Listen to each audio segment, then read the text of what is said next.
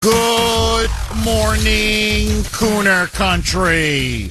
Okay, my friends, very dramatic developments now taking place, both regarding to the U.S.-led peace talks and now for Zelensky and the war itself in Ukraine. President Trump, as you know, has been putting a tremendous amount of pressure both on Kiev and on Moscow, both Zelensky and Putin, to finally, once and for all, end the slaughter and the bloodbath and put an end to the nearly 4-year invasion of Ukraine by Russia, end this war once and for all.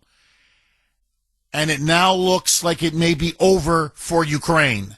So, President Trump now, in a interview with Politico, which they released yesterday. The interview was actually done on Monday, but they released the interview yesterday, has now come out and said basically he is at his wit's end with Zelensky, that this corrupt little dictator has now milked the United States for all that it's worth, that he is not willing to sign any peace deal.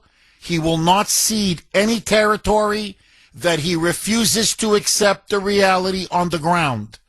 And according to Trump, what is that reality on the ground? Ukraine has lost the war. Russia is winning. They are advancing now along the entire Eastern Front. The Ukrainian army now is finally starting to break.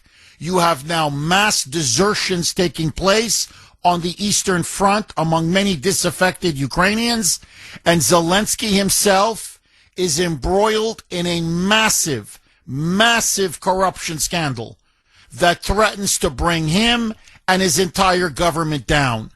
And to show you how bad it has gotten now for that little thief from Kiev, even the New York Times, which has been Zelensky's and Ukraine's most vocal, ardent backers and defenders, are now admitting what we have been saying for years. He's a crook. He's a corrupt little crook and dictator. And now this scandal that has engulfed him and his inner circle is causing even many liberals and Democrats to now say, enough, enough. We've thrown good money after bad into that black hole. So, according now to the New York Times, I'm going now by the New York Times, Zelensky now and his cronies have been caught stealing billions and billions of dollars in U.S. aid. And not only did they steal billions and billions of dollars in U.S. aid, the New York Times now concedes, not just in a front page story, but in an editorial representing the official position of the newspaper, that Democrats were primarily to blame for the money being stolen because they insisted on no audits, no special inspector general, nothing. No guardrails whatsoever to make sure that our taxpayer dollars weren't being embezzled, weren't being looted, weren't being stolen. And so, according now to multiple media reports, both Western and Ukrainian, here is now the latest. Zelensky's regime is now unraveling. There is a massive scandal that has now engulfed his energy minister, who's been forced to resign for embezzling hundreds of millions of dollars. His interior minister has been forced to resign, embezzling hundreds of millions of dollars. But even a bigger blow is his number 2 right-hand man, Andriy Yermak.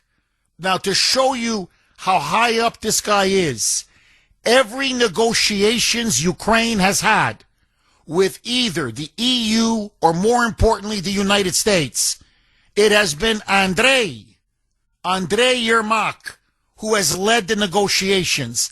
He has been the face of the Ukrainian diplomatic initiatives on the entire war. He is now out. He has been forced out. In fact, he now looks like he may be fleeing the country because he stole so much freaking money.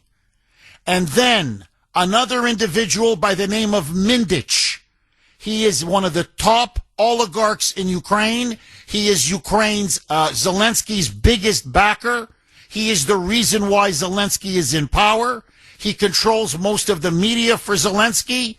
He has now fled Ukraine, believed to be in Poland, because they got him on embezzling at least $1 billion. And on it goes. Members now of Zelensky's parliamentary faction are all implicated in stealing so much of our money and European EU aid money. And everyone in Ukraine now openly says it is impossible for everyone around Zelensky, besides Zelensky. By the way, Mindich was Zelensky's best friend, his closest political confidants. Everybody had their hand in the till. And Zelensky's not dirty? And now they're finding out multiple mansions, yachts, multiple luxury cars, secret bank accounts. He's a crook. He's a freaking thief and a crook. Don Jr. recently gave an interview, President Trump's son, eldest son, Donald Trump Jr., saying he was recently in Monaco. And when you're in Monaco, he says, well, the one thing you can't avoid is seeing so many supercars, luxury sports cars, Ferraris, Lamborghinis, Maseratis, you name it. Over half of them have Ukrainian license plates. It is obscene as their people, the peasants who fight on the front line, poor, ordinary Ukrainians, are literally dying in that meat grinder. The elites are stealing and stealing and stealing. In fact, now, one of Zelensky's top allies in parliament, it's a huge scandal in Ukraine, was photographed. Now remember, this is as Russian bombs, missiles, and drones are pounding Ukrainian cities. And Ukrainian civilians are dying. It's in the midst of an absolute slaughter. On the streets of the capital, Kiev, the first Rolls-Royce supercar, value $660,000. And that Ukrainian parliamentary leader, that buddy of Zelensky's, he was the one driving it. It's his car. It's his car. He's got a fleet of Rolls-Royce luxury cars. If Zelensky was to hold an election, right now opinion polls show he would be absolutely destroyed. The Ukrainian people want him and his criminal gang out of power. And so, President Trump now has thrown down the gauntlet, saying, I'm tired of dealing with this little midget man. I'm tired of dealing with this little thief from Kiev. And he needs the war to go on because he needs the grift to go on. If the war ends, Zelensky is politically finished, and he and his people may end up in jail. And so that's why they are refusing every peace initiative, every peace deal that U.S. negotiators put in front of him. Listen now to President Trump, basically saying, I'm calling Ukraine's bluff. I want an election. He claims he's fighting for democracy. His backers in Europe, like Keir Starmer and Emmanuel Macron, and the Chancellor of Germany, Friedrich Merz, globalists to the core. backers of Zelensky to the core, keep saying this is a fight over democracy. Here is a crook who is now declared martial law. His mandate ended last year in 2024. He is a dictator, an autocrat. He jails his political opponents. He has banned political opposition parties. He has sent journalists to prison. He has outlawed the biggest church in Ukraine, the Russian Orthodox Church. And Trump now says, I'm done. You claim to be a Democrat? Hold an election. I've got that clip, so much more, but it now looks like it's curtain time for Zelensky. Okay, now many of you are already texting the Kuhner man, emailing the Kuhner man, messaging the Kuhner man, saying, Jeff. Well, we knew all this, Jeff. We've been talking about this for years. Yes, you're right. But the fact now that the New York Times and the entire establishment media is now acknowledging what was in plain sight for everyone means that the cover-up, not just of Zelensky's crimes and the kleptocracy that he established in Ukraine, is collapsing. So they can't cover for him anymore. But also now, the question that's being increasingly asked is, and how much did U.S. politicians make out of all of this? Because there were kickbacks flying left, right, and center. Hunter Biden Exhibit A. And so Nancy Pelosi got money out of Ukraine. It's undeniable. Mitt Romney got money out of Ukraine. Undeniable. Lindsey Graham has gotten money out of Ukraine. Undeniable. Joey and the Bidens got money out of Ukraine. It is undeniable. And so now the uniparty's puppet, the globalist puppet, is now sitting at what, 20% approval in Ukraine? His own people want him out. Minister after minister, and I'm not talking some low-level fish. Practically the commanding heights of his entire cabinet have now been forced to resign, or they've been arrested, or some of them have actually had to flee the country. He's in the midst now of a massive political scandal and political turmoil that he frankly may not survive. How are you going to negotiate a peace deal? And yet this little midget man, this little corrupt little thief, told President Trump yesterday, if you can believe it, he will not cede any land in what's called the Donbass. That's the eastern part of Ukraine. The Russians control most of it, but not all of it. It's been historically Russian-speaking, with also some heavy ethnic Russians living there as well. And they've historically been closer, obviously, to Russia than Ukraine. But let that go.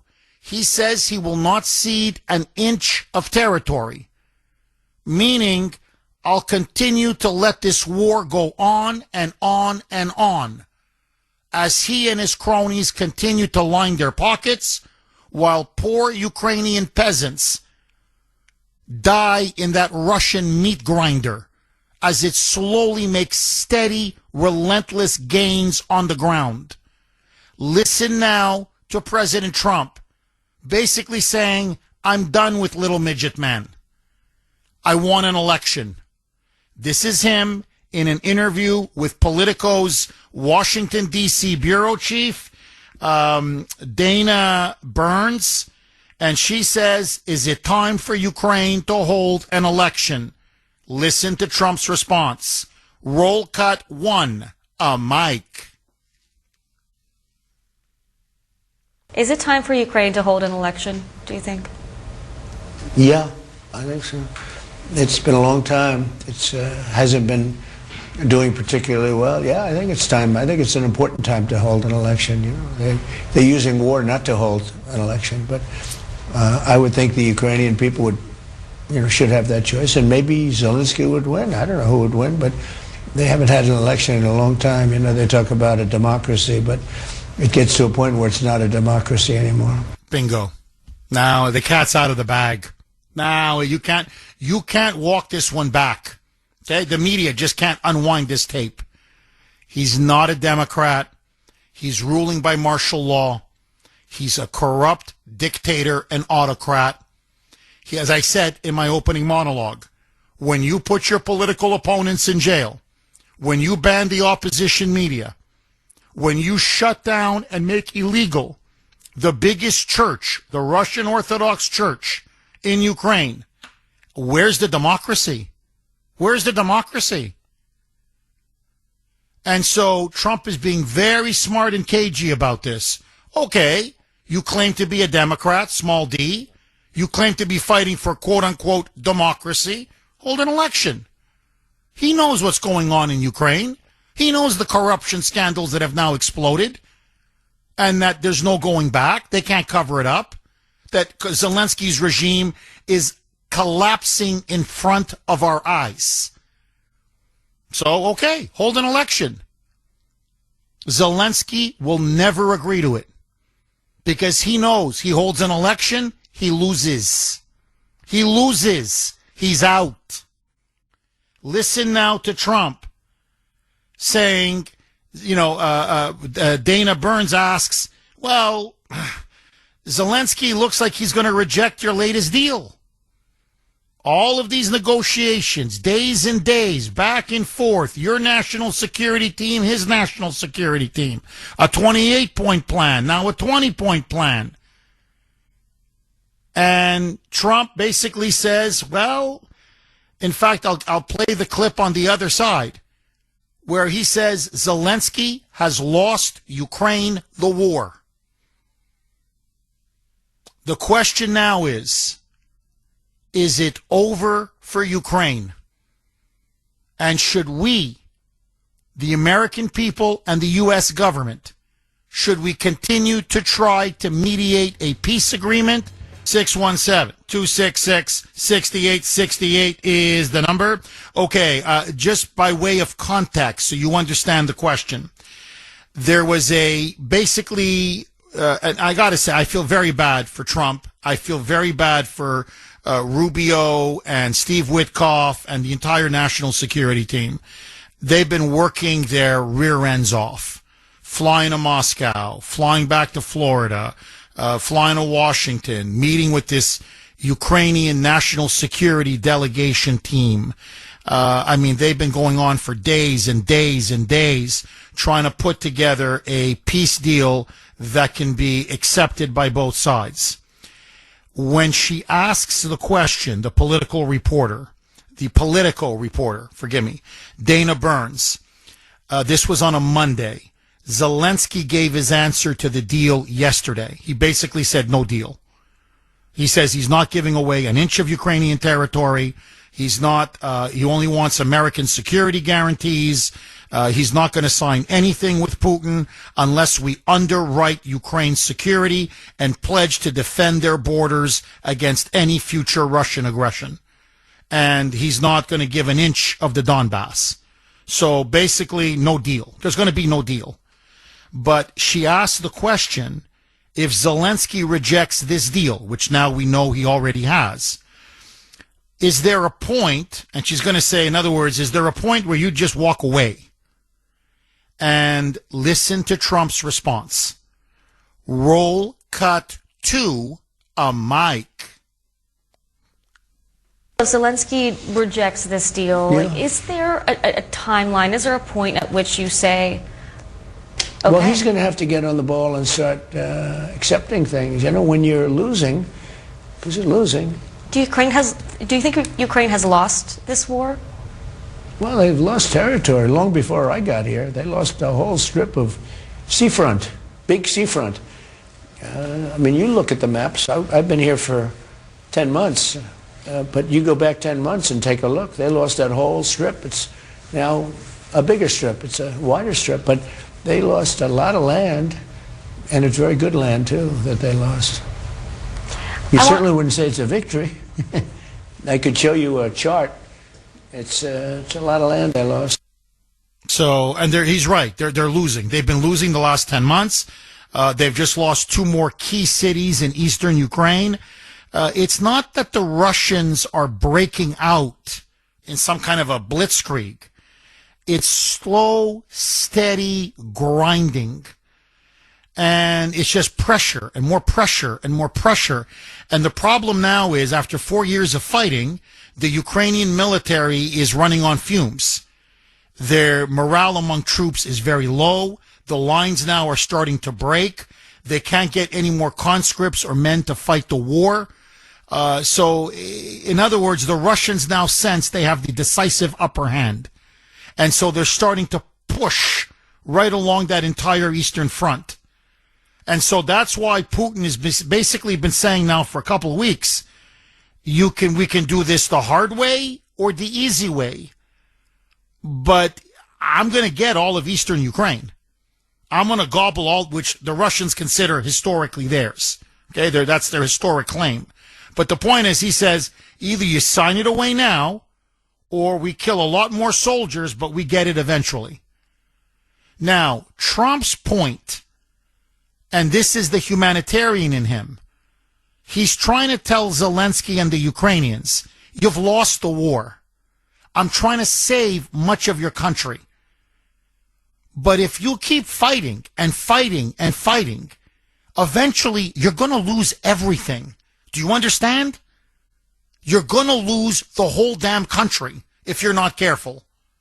So listen now to Trump, where he talks about Zelensky. And he really says, you know what he is? He's basically, in diplomatic speech, because if he calls him an out-and-out crook, that's it. Negotiations are over. But he goes as far as possible to call him a crook. He says he's the P.T. Barnum of our time. Basically, he's a showman, a salesman, a con man, and a grifter. Roll cut 2A, a mic. He's a great salesman. I call him P.T. Barnum. You know who P.T. Barnum was, right? I do. One of the greatest on earth. He could sell any product at any time. That was his expression. I can sell any product at any time. It was true. He said, it doesn't matter whether it works or not. But he's P.T. Barnum. You know, he got crooked Joe Biden to give him $350 billion. And look what it got. It got him about 25% of his country is missing. And a lot of the billions now we're finding out are missing as well. This is now irrefutable, conclusive. The debate is over. Okay? And he's stolen it, Zelensky. His top people have stolen it. There's no denying it anymore. And this is why, for years, if you remember, whenever we said to Congress, can you audit the money? Can we just remember Rand Paul, to his credit, and everybody went nuts in the Senate? And Rand Paul said, okay, look, I'll vote for the money. Can we just have one inspector general? Just one guy, basically an accountant? Just follow the money, know where the money's going? And they were hollering, yelling, screaming, shouting. They shouted him down in the Senate. Now you know why. Because they were stealing left, right, and center, and the kickbacks were coming to the senators and members of Congress in Washington, D.C. Everybody had their hands in the till. Now you can't cover it up anymore. Listen now to Trump, and I think this is the part, mark my words, this is the biggest mistake Zelensky's ever made. Even more than all that graft and all that thievery. They send him their proposal. Zelensky refuses to read it. It was sent to him over the weekend. Saturday, didn't read it. Sunday, didn't read it. Monday, didn't read it. Yesterday, didn't read it. We're sending you the U.S. peace proposal to try to end the war in your country, and you won't even read our damn proposal? It's insulting. Roll cut 2B, Mike. Zelensky responsible for the stalled progress, or what's going on there? Well, he's got to read the proposal. He hadn't he hasn't read it yet. The most recent draft. That's as of yesterday. And maybe he's read it over the night. It would be nice if he would read it. You know, a lot of people are dying, so it would be really good if he'd read it. His people loved the proposal. They really liked it. His lieutenants, his top people, they liked it. But they said he hasn't read it yet. I think he should find time to read it. He's being sarcastic. You know, like he should find time to read it. You can tell he's insulted. He's insulted. He's a little bit hurt. A little bit. Like, we're going out on a limb, doing everything we can to try to save your country, and you arrogant, crooked, corrupt SOB, you won't even bother to read our own proposal? Without us, you guys would have been finished years ago. Listen now to Trump saying, look, let's put our cards on the table. Ukraine can't win this war. Russia is winning, and everybody knows it. Roll cut 3 on Mike. Your team has been going back and forth between Putin and Zelensky with various drafts of a peace deal. Which country right now is in the stronger negotiating position? Well, there can be no question about it. It's Russia. It's a much bigger country. It's a war that should have never happened. Frankly, it wouldn't have happened if I were president, and it didn't happen for 4 years. I watched that taking place, and I said, wow, they're going to cause some problems here. And it started, and it could have evolved into World War III, frankly. I think it's probably not going to be happening now. I think if I weren't president, you could have had World War III. I think you would have had a much bigger problem than you have right now. But right now, it's a big problem. It's a big problem for Europe, and they're not handling it well. He's right. They're not handling it well. Now, let me just finish this, and I want to go to the phone lines. 617-266-6868. Trump now has told the Europeans, you're weak. In fact, what he told them is, you're giving Ukraine false hope. As Trump put it, you talk, but there's no real action. You cannot give Ukraine enough support for them to win the war. As Trump has now said publicly, the Germans are not going to send their military to help and bail out Ukraine. The French and the Brits are not going to send their military to fight and die for Ukraine. And so they're giving the Ukrainians false hope by telling them you can fight on without U.S. support. My question now to you, with Zelensky's government crumbling, okay, a couple lines are open if you want to jump on. Look, let me put my cards on the table. I think we've propped up Ukraine way too long. I know Trump has cut off all of the financial aid, God bless him, but we're still selling our weapons and arms to the European Union, who are then giving them, or whatever, sending them to Ukraine. I think enough is enough. As I said on X last night, and I want to repeat it, Ukraine now is nothing more, and has been nothing more for years, than a giant money laundering scheme. They have been laundering money for the wealthiest globalists in the world, including the swamp in Washington, D.C. They've now been caught red-handed. Zelensky is now finished politically in Ukraine. He's been thoroughly unmasked. He's been discredited. We should not have anything to do with him anymore. If he and the Europeans want to go it alone against Russia, that's fine. That's their business.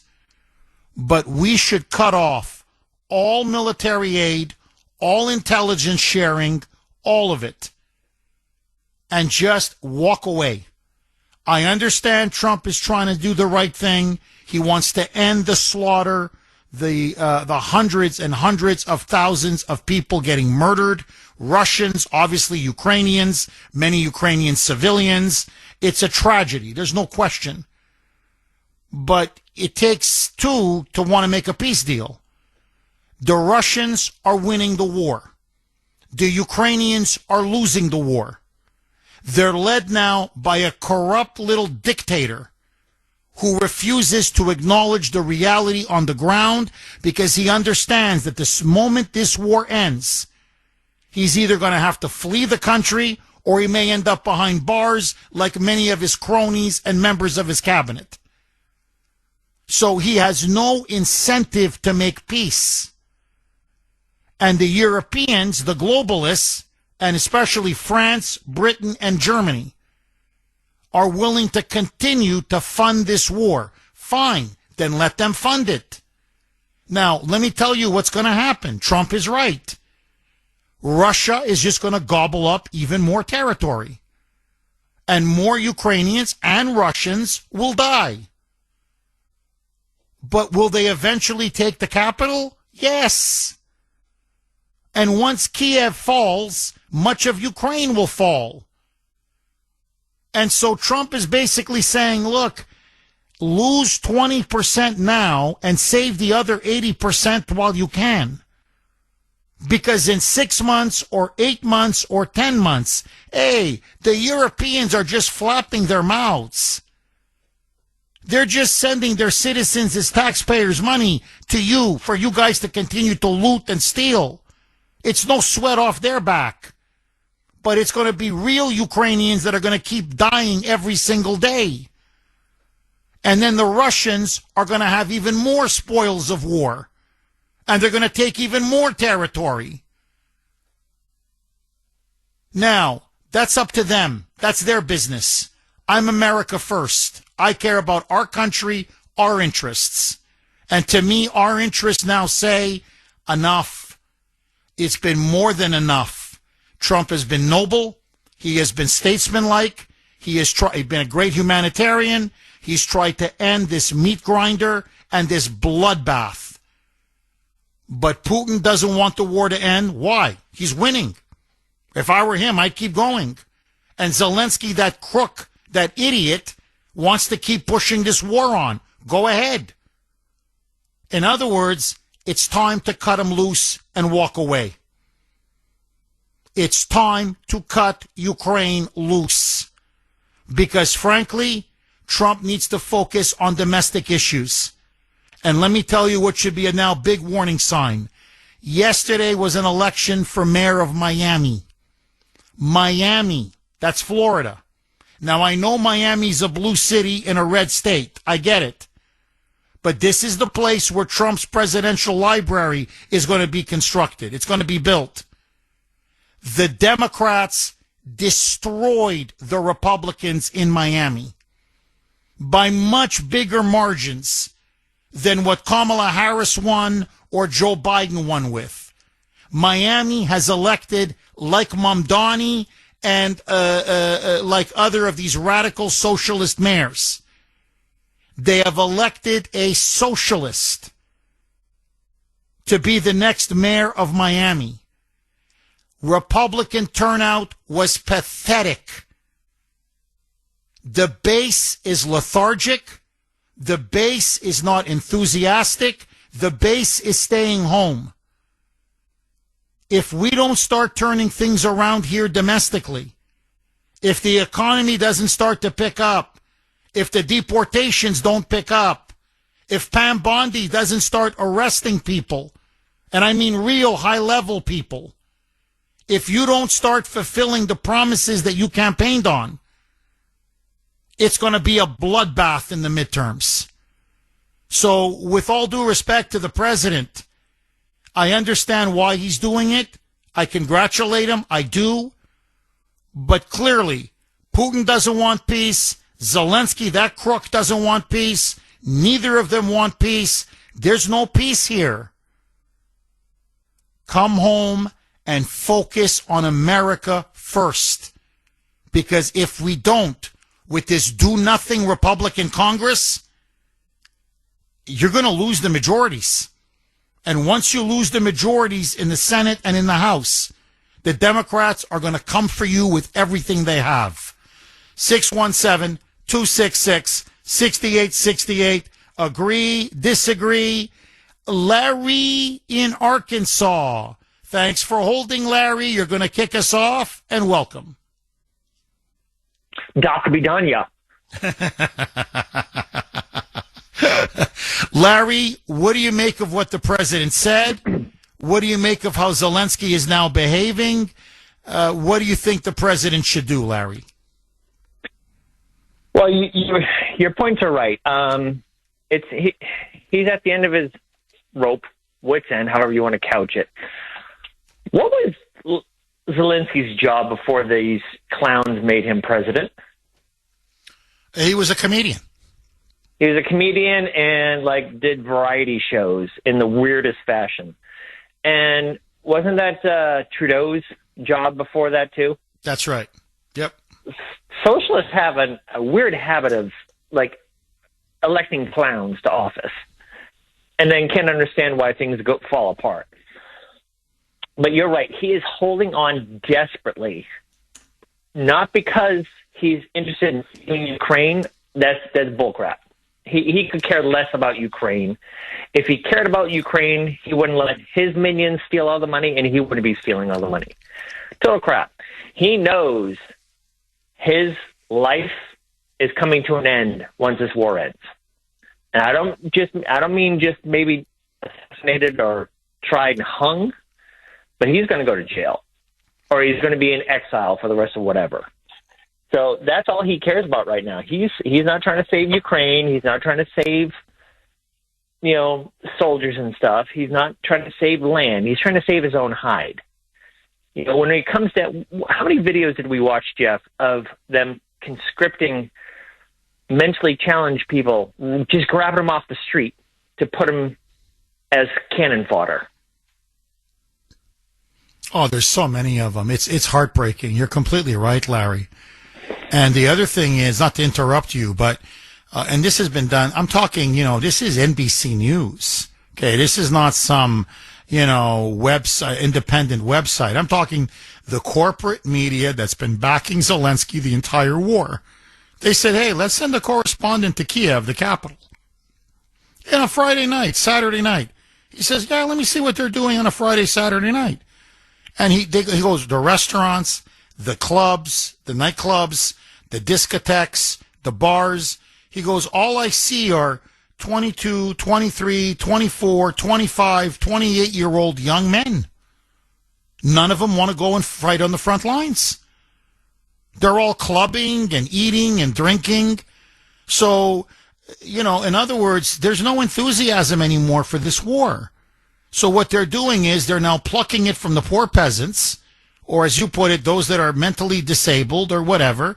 They're just grabbing them off the streets, and they're using them as cannon fodder, poorly trained, poorly armed, and they're just throwing them up against the Russian soldiers. Now, there are many Russians that are dying too because of the drones the Ukrainians have. So it's really cutting down a lot of Russians. But man, a lot of Ukrainians have died. And I've got to tell you, Larry, this is sick. This is pathological. Your country, 1/5 of it is literally occupied and conquered. Your cities are being bombarded on a nightly basis. And you guys are stealing money by the billions and billions that you could be buying weapons with, that you could be fighting the Russian invader with, that you could be feeding your own people with. And you got your luxury homes, your yachts, your Lamborghinis, your Rolls-Royce supercars. These are $200,000, $300,000, $400,000 cars. And they're flying up and down the highways on Kiev or in Lviv or other places in Ukraine. I mean, the whole thing is sick. It's Hunter Biden sick. And look, let's say it out loud, okay? It's an open secret in Kiev.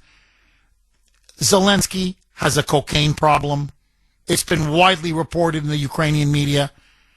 He loves to, how much of that white powder he's been sniffing up his nose. You can even see it in some of these meetings he's had with Trump or other European leaders, the way his eyes look, the way he's constantly fidgeting with his nose, everything about him. So you've got basically a cokehead running a clown, cokehead, crook, and a wannabe little dictator who's now running your country in the midst of a major war with Russia. And, Larry, the way we were lied to by the media, now that all this corruption has come out, okay, all of it is coming out, how they presented him as Churchill, as they tried to cast this as the West versus the Nazis, World War II all over again. And he was Churchill versus Hitler. Putin as Hitler, him as Churchill. And the way he was feted and celebrated and championed in, European capital after European capital, in Congress, in Washington, in the media, how they all fawned over him. And it was all one giant lie.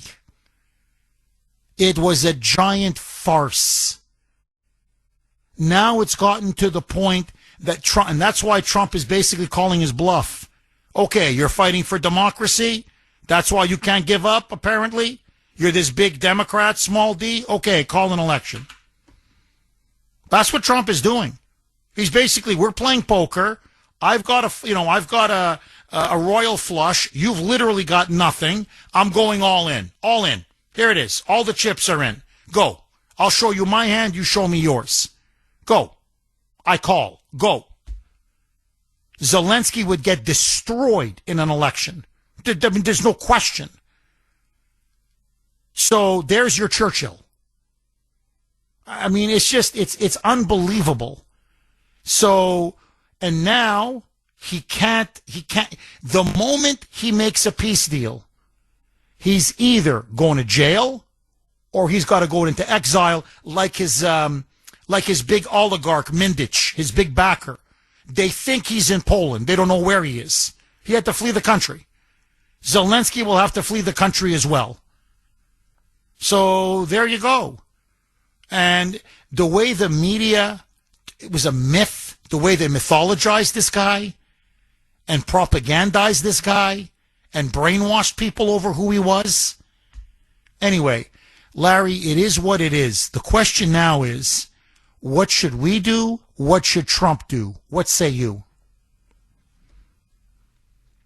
How many wars have we had since Civil War? You don't have to count. Just give me an estimate. Well, I mean, the ones that we directly participated in? Exactly. 4, 5, 6, 7, 8. We've had at least about a dozen wars, Larry. All right. Over those dozen wars, how many times did we suspend elections? Never. Never. Exactly. In fact, in the midst of our Civil War, we had an election. In the midst of World War in the midst of World War II, we had an election. So this excuse they keep saying, you're right, Larry, because that's what the Ukrainians keep saying. Well, we're under martial law, and so by Ukrainian law, we can't have an election. Well, then if you're under martial law, you're not a democracy. I don't know what to tell you. Now, we managed to have elections in the midst of a brutal civil war, the most violent in our history, in the middle of World War II. We had, in fact, not one, we had two elections. In 1940, I know Pearl Harbor was 1941, but, there was still a war raging in Europe. We had an election, then we got attacked December 7, 1941. We're now in the war. In 1944, we had a presidential election. So if we can do it, why can't Ukraine do it? Larry, again, I keep cutting you off. Go ahead, my friend. No, it's quite all right. You are right, though.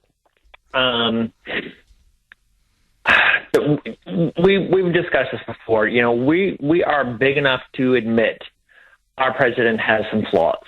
We're not diehard drones that keep saying, "Oh, he's the best. He's cognitively whatever." Like they did Biden, even Obama. He's, in my opinion, he's not desperate to, but he wants to have a legacy as the peace president, right? All well and good. He's got so many racked up. He needs to just understand that should be enough for his legacy. It's time to concentrate fully on America. Amen. Larry, amen. As always, thank you so much for that call. That's why I'm urging him, just cut him loose now. And all U.S. military aid. No more intelligence sharing. Okay, you don't want to see. Listen, you don't want to make a deal? Don't make a deal. Bye. Okay. You know what? Call me in 6 months. Bye-bye. When Kiev is in flames, call me in 6 months. Bye-bye. When the Russian troops are on the outskirts of Kiev and you've lost even more territory, give me a call. Maybe we can make a deal. David in Peabody. Thanks for holding, David, and welcome. Good morning, Kuhner, man. David, how are you, my friend? Fantastic. Number one issue, and it's been, 9-10 months now he's been in office. He has got to get rid of Bondi or prod her to start attacking and arresting. It's one of the reasons we are sick of having to defend him. He needs to go after all the people that tried to destroy him in the last term. If not, they're going to be coming back for him again. And I feel like he's falling into the same trap of being lethargic and, it'll take care of itself. It's been long enough. Bondi has screwed up the Comey prosecution. She's screwed up Letitia James. I haven't seen any other thing happen. I'm sick of her and Kash Patel going on Fox News. It's been 10 months. I want action. If not, good luck, Mr. Trump. Have a nice day. Well, David, look, it's funny you should say that. There was a poll done in Miami. It's a mayoral race. I'm not trying to read too much into it, but I think it's very revealing. And many Republicans said, no, we're not going to vote.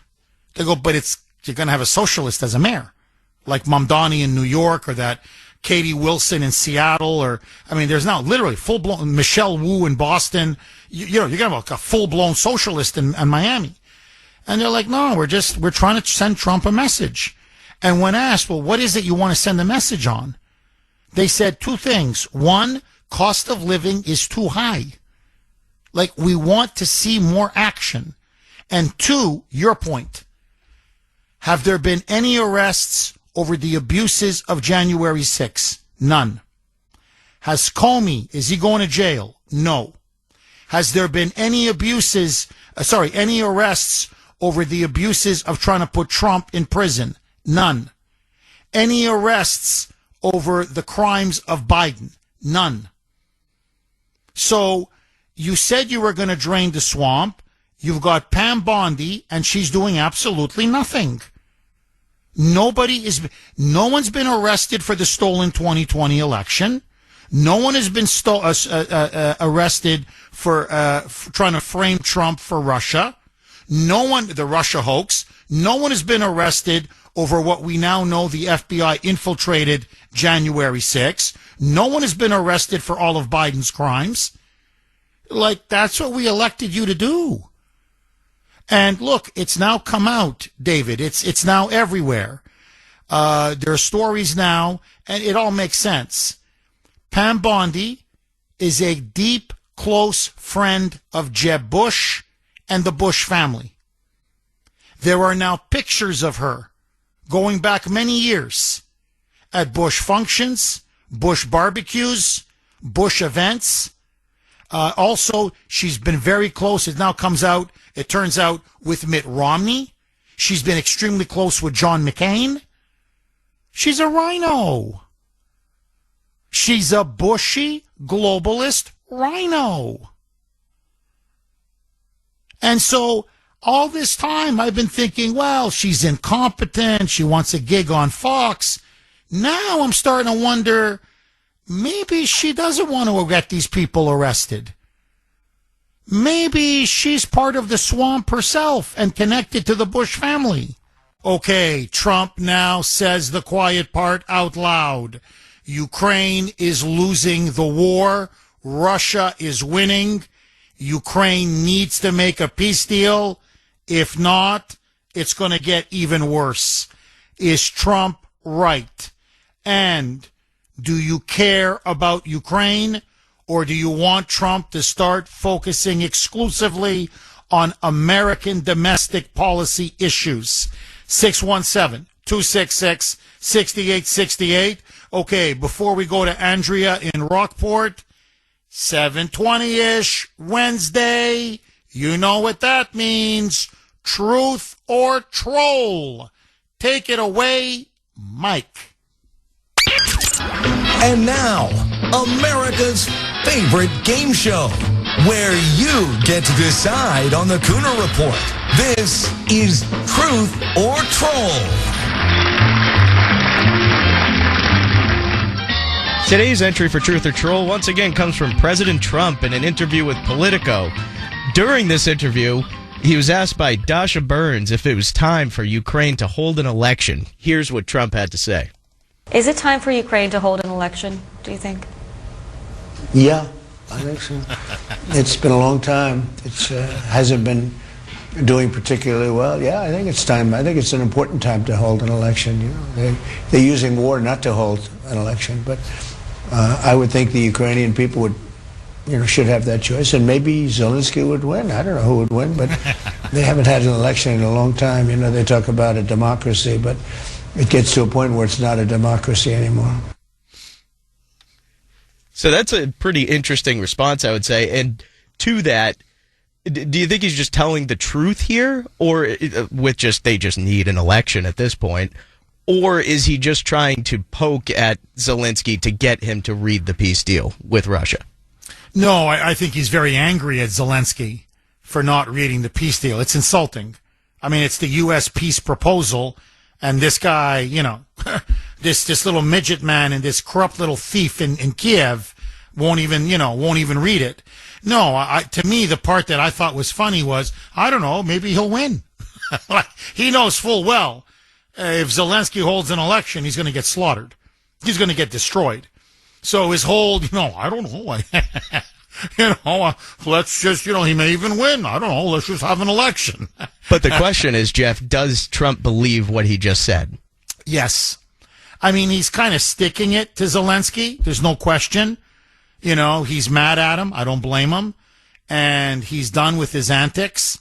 And, and he's trolling the guy in a sense, in terms of, I want you to call an election. I know that's the one thing you don't want to do. And I'm playing kind of a bit stupid, thinking you may win. But I think he believes what he says. He wants an election because he knows an election will finish Zelensky. And so he's trying to put pressure on Zelensky to sign to get this deal done, or else you're going to face your own voters and they're going to give you the boot. So I think fundamentally, I think he is telling the truth. But that's me. I want to hear from the audience. Do you think when President Trump now insists that Zelensky hold elections, is Trump A, telling the truth? He really wants him to hold an election. He means it. Or do you think he's just trying to get under little midget man's skin? That he's just trying to now play with his emotions a little bit and let him know that he's not happy with him. Read the dang peace proposal. A, truth. B, troll. You can vote on our webpage, WRKO.com/Kuhner, WRKO.com/Kuhner, KUHN is in national ER. You can also vote via X. And again, last night, very active on X. My handle there, all one word, at the Kuhner Report, KUHN is in national ER. Andrea in Rockport. Thanks for holding, Andrea, and welcome. Hi, Jeff. Jeff, the point of this war is part of the Great Reset. And people don't seem to realize that. The European Union wants this war to go on. The deep state in America want this war to go on. They're just waiting out Trump. And as soon as Trump is gone, they're going to continue this war. Germany and England and France are starting up the draft. As soon as Trump's gone, they're going to start the draft. They're going to have boys and girls in America and in Europe go fight Russia. It's part of the Great Reset. I mean, the deep state is alive and well in the EU. They're working overtime. I mean, they're stopping free speech. They're stopping trial by jury. They're increasing the surveillance state. They're working hard, even though we think we no longer have the deep state, coming after us. This is all just to keep going. They want this war, and they want it to decrease the population. They don't care about American boys and girls, and they don't care about the European leaders don't care about the European boys and girls. I'm sorry, that's what this is all about. And I don't even know if Trump realizes that. And that's, I think, part of the reason why Russia's kind of, not going forward with any real peace deal, because they realize that they're just going to come after them as soon as Trump's gone. This is my opinion. Well, Andrea, look, there's no question that Keir Starmer, the Prime Minister of Britain, Emmanuel Macron in France, and the Chancellor of Germany, Friedrich Merz, they want to keep this war going. There's no question. And look, the globalists in Europe have made it very clear. They want to destroy Russia. They do. There's a lot of money to be made in Ukraine. This is part of their great reset. They want to keep the gravy train going. It's now it's become an economic colony of the European Union and of our globalist elites. Really, Zelensky is just the puppet of the globalists. But they'd love, the big prize is Russia. Soros has repeatedly said it. The World Economic Forum, they've repeatedly said it. Russia has unlimited oil. It's got minerals, resources. They want to plunder Russia. You're looking at untold trillions of dollars in wealth that they could pillage and plunder from the Russians. So what they really want is they want this war, if you want to know their ultimate game plan, they want this war to continue and continue and continue until there is such a backlash in Russia where the public says niet, and they turn on Putin and it's regime change, and then overthrow Putin. And then they can put in a globalist puppet, basically a Russian Zelensky, and then they can move in and just loot the hell out of the place. So that's why, and all of this is done on the backs of these poor Ukrainians who are dying on that front, on that meat grinder. And that's why Trump is saying he's upset. He says, I keep getting sabotaged by Macron or Starmer or Merz. I have a deal with Zelensky's negotiators, and then one of those three calls up Zelensky, and before you know it, they add another condition. And just to give you the most obvious, Andrea, with Zelensky's negotiators, they said, yeah, we're willing to cede the land that Russia has now taken in eastern Ukraine. Okay, you can also text the Kuhner Man, 70470, 70470. All right, it is the Kuhner Country poll question of the day, sponsored by Mario's. Mario's quality roofing, siding, and windows. Do you believe Ukrainian President Zelensky when he says he has not read President Trump's peace proposal, or do you think he's just stalling for time? A, he hasn't actually really read the peace proposal. B, he's just stalling for time. You know where I stand on this. I think he's clearly stalling for time. I don't have time. Mr. President, I'm sorry, I'm so busy. Everybody getting arrested around me. Mr. President, my deputy prime minister is arrested. My energy minister arrested. Interior minister arrested. Even Nicola, my buddy, Mindich, the guy, who lined my pocket, he gone. He leave the country. So, Mr. President, I think they're investigating me. No have time. I'm sorry, Mr. President. So anyway, A, he hasn't read the proposal. B, he's just stalling for time. If I don't vote in this, but if I did vote, I would probably, I would be a B. I would, to me, I think he's stalling for time, but that's me. I want to hear from you. You can vote on our webpage, wrko.com/Kuhner, wrko.com/Kuhner, Kuhn as in national ER. And as always, you can also vote via X. My handle there, all one word, at the Kuhner Report, Kuhner, at the Kuhner Report. Okay, Tom in Westford. Thanks for holding, Tom, and welcome. Hello, I agree with you. You should start focusing on America first, because it's scary as these midterms. They're cheating. They're cheating every time they win the election. These mail-in votes, he's got to focus on all of that stuff, because that's how they're winning. I mean, he's got to, if he's listening, he's got to do something. He can't let it slip, because if we lose the midterms, we're done. I just don't understand how people could vote Democrat when they saw the mess that they got us into. No matter how things may seem where the prices are still up, it was still worse before with an open border. No question. I mean, how could people be that crazy not to go out to vote in Miami so socialists could be elected? Shame on them. Shame, shame, shame on them. I mean, even in New York City, but I think in New York City, I think they cheated there too. I just can't believe the New Yorkers would be that stupid to elect a socialist. And look what he's picking. He's picking a criminal who's going to be in charge of something with the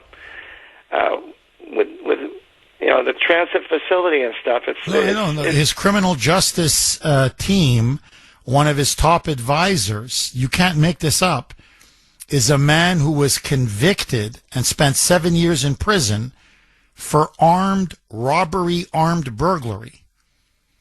He's got a convict. He's got a thug as his criminal justice advisor. This is Mamdani. New York is going to be a disaster. I'm telling you, it's going to be a disaster. They're going to rue the day they voted for this guy. But to your larger point, no, look, we know the Democrats cheat and steal. There's no question. And inflation was much higher under Biden. It's not even comparable. But, the problem is, and I'm not, how do I say this? I don't agree with it. But this is what many are saying. We voted for Trump to lower the prices, to make it better. And they feel that prices are still too high. And they want him to focus more on lowering, grocery prices, food prices, gas prices, energy, utility prices, just overall. And my counter argument to that is, I understand, I don't like to pay high prices either, but give the man time. He's only been in office for 10 months. I don't want to repeat myself, but as I said a couple of weeks ago, it took Reagan about 2 years to turn around the inflation that was unleashed by Jimmy Carter. So these things take a little bit of time. The problem, Tom, and this is where I think the White House, they're not seeing this. And a lot of Trump's allies are trying to warn him. The perception is that he's too focused on foreign policy among many in his base. That's the perception. I'm telling you, it's the number one complaint that I get from Kuhner Country listeners about Trump. And I used to never get complaints, ever. It was always they defended him, loved him, no matter what. But I've noticed now, it's been about 3-4 months, but especially the last month. Jeff, I don't want him focusing on Venezuela. I don't want him getting involved in the war between Russia and Ukraine. I don't want him getting involved in Gaza and trying to turn it into, the French Riviera of the Middle East.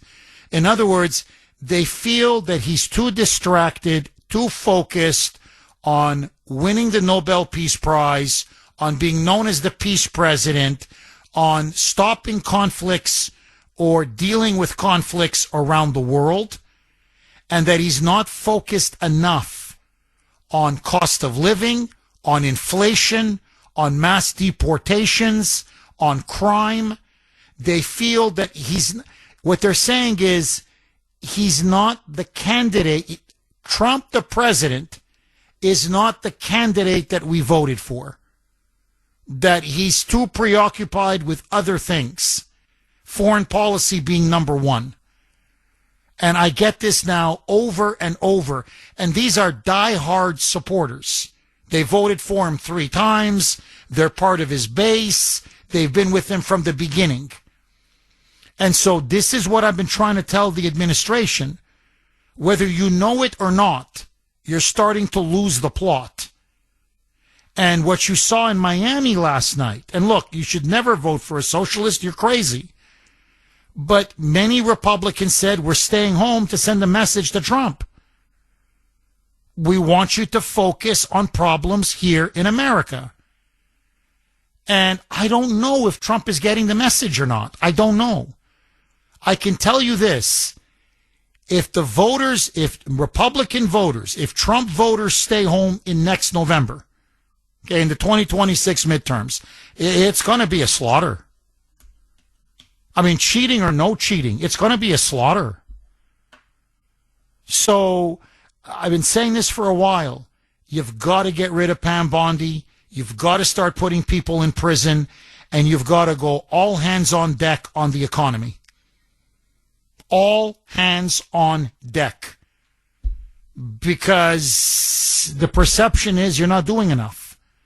And look, in the end, you know, I know, this audience knows, he's cleaning up Biden's mess. Who gave us the inflation? It was Biden. Who gave us the high gas prices? Biden. Who gave us the high food prices, grocery prices, energy bills? It's all Biden. This is a mess that Biden and the Democrats created. But the problem now is he's been president for nearly a year, and people are saying, fix it. When we hired you to fix it. And so I don't think he quite comprehends that every time, for example, the more he talks about Ukraine, like in this interview he did with Politico, the more it reinforces the perception that he's not focusing on the economy. It's the economy, stupid. You fix that, everything will take care of itself. 617-266-6868 is the number. Harry in Maine. Thanks for holding, Harry, and welcome. Hey, Jeff. Good morning. Hi, I Harry. really wanted to give you a couple of points regarding Pam Bondi, but I think you're right about the perception issue that Trump's got with the economy. But we just came off of a record Black Friday. Gas prices are at the lowest they've been since 2021. And interest rates are going to probably get cut again today. So having said all that, you and I both know, an educated person knows that it's going to take time to undo what Biden did. So I agree with you on that. Jeff, can you hear me? You're on a roll, my friend. Keep going, Harry. Okay, all right. So now I want to just shift gears, and I don't want to change the subject entirely, but you brought up Pam Bondi, and I've been trying to get this point in for a few weeks now. When I think of the Attorney General of the United States, I think of the subject expert for our entire country. And anything that they're going to do, they need to be real calculated and make sure they look at every possible technicality before they take an action and get embarrassed. Let me give you two examples. It was just announced that Alina Harbour was yanked as the Attorney General, acting Attorney General in New Jersey. It was over a technicality. That should have been known up front. That's a mistake by Bondi before she even put Alina Harbour in there. But more importantly, Jeff Comey's case was thrown out, as was Letitia James. And again, it was because of a technicality. And think about it. The person that was assigned to that case was a guy by the name of, the prosecutor was Eric Siebert. And about 5 days or a week or whatever it was before the statute of limitations expired, they had to pull him out of the position, and they threw Lindsay Halligan in, and then she got thrown out, and the whole case got thrown out on a technicality. Do you know who Eric Siebert is? I just know he was a Republican establishment hack, right? Or am I wrong? Well, yeah, no, you're right. But let me just give you the backdrop on him. His father is a godfather to one of Comey's kids. So he clearly. And if she had done Pam Bondi, that is, had done her homework, and she's surrounded by dozens of competent attorneys. She's not the only person working it. She's got hundreds of attorneys at her disposal. Are you trying to tell me that got through without anybody noting that his father was a godfather, a godparent to one of Comey's kids? Hello? I mean, it's just stupid. That just tells you the incompetence that this woman has. And I called earlier in the summer. I've called a number of times. I called you like in June. I said, I'm going to wait until September before I cast my judgment on her because, she's probably dotting her I's, crossing her T's, and so forth and so on. I'm done with her. And you're right. And part of what Trump ran on, Jeff, was accountability. I know the economy is important. If we saw some actions and these people getting put away from the January 6th committee, et cetera, I think people would feel a little bit better about things. So that's just my 2 cents. And as far as the people in Miami, it's really disgusting to me because a high percentage of the population there are Cubans. I used to work that marketplace. And they're really great people to work with. They're religious. They're family-oriented. I don't understand it because they were oppressed under communism and socialism for years in Cuba.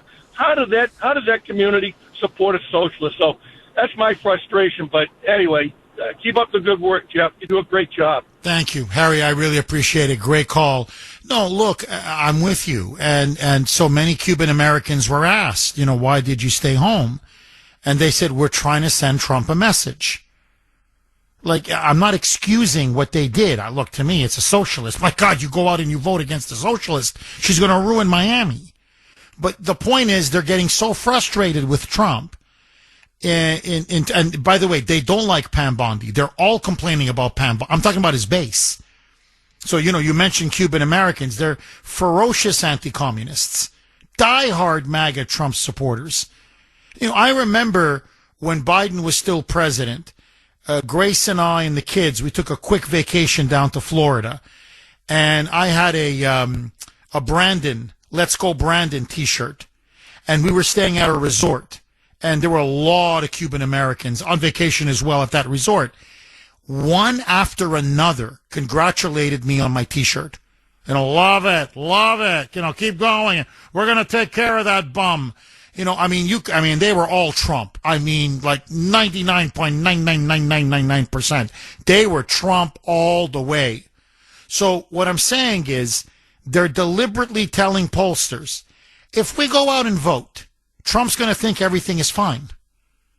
We want to send him a message. We're not happy with the way things are going right now.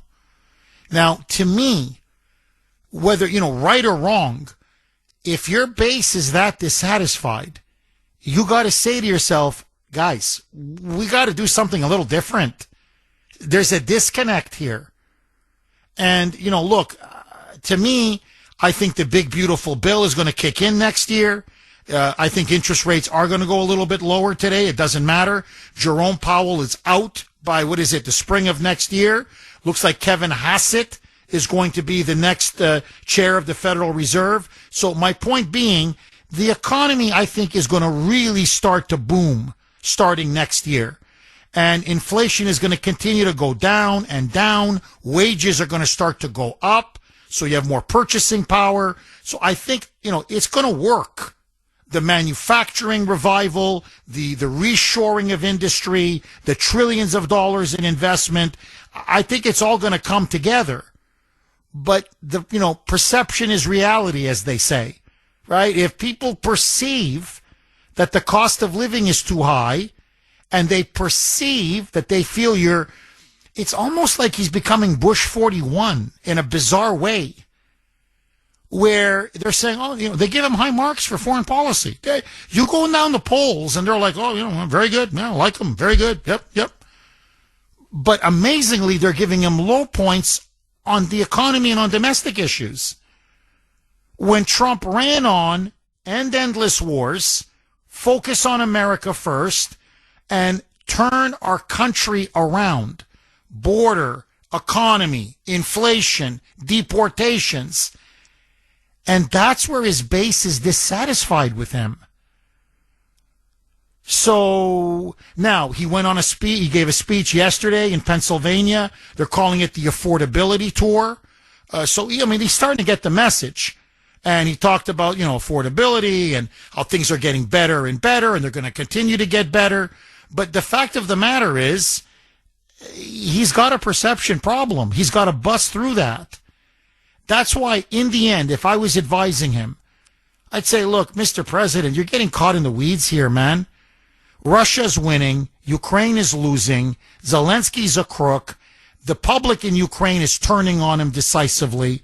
If the Europeans want to prop this loser up, look, there's only so much you can do. You know the expression, it takes two to tango. So if Putin doesn't want peace and Zelensky doesn't want peace, there's nothing you can do. And so all you're doing is feeding into this perception that you're more interested in things abroad than you are at home. I know it's not true, but that's the perception now that's starting to formulate out there. So I just cut them loose. Look, don't send them our weapons, and you watch what happens. You watch. The Russians will steamroll them, and Zelensky will have no choice but to beg for peace. So that's why I said on X yesterday, I'm sorry, cut them loose. And look, to be fair, this is what Trump campaigned on this. I'm not going to be Ukraine first. I'm going to be America first. No more money, no more aid, no more weapons. If Ukraine wants to fight, they can fight. But we're out. We're done. We're done.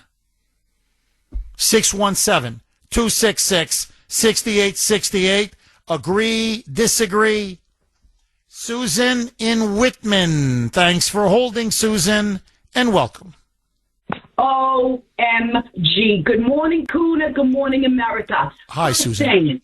As a woman, we are always juggling many things in our life to make it all fit together. That's what Trump is doing.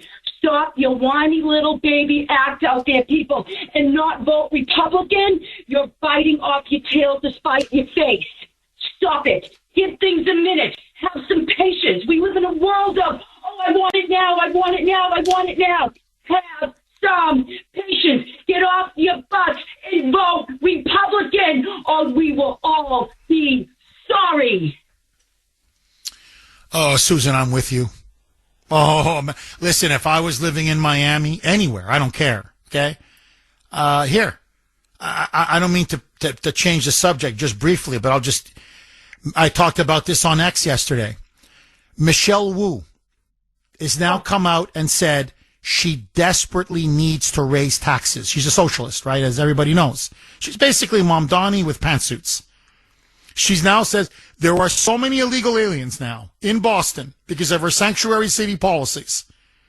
And all the money that it takes to feed them, to clothe them, to house them, to give them welfare, to educate them, free health care, the whole bit.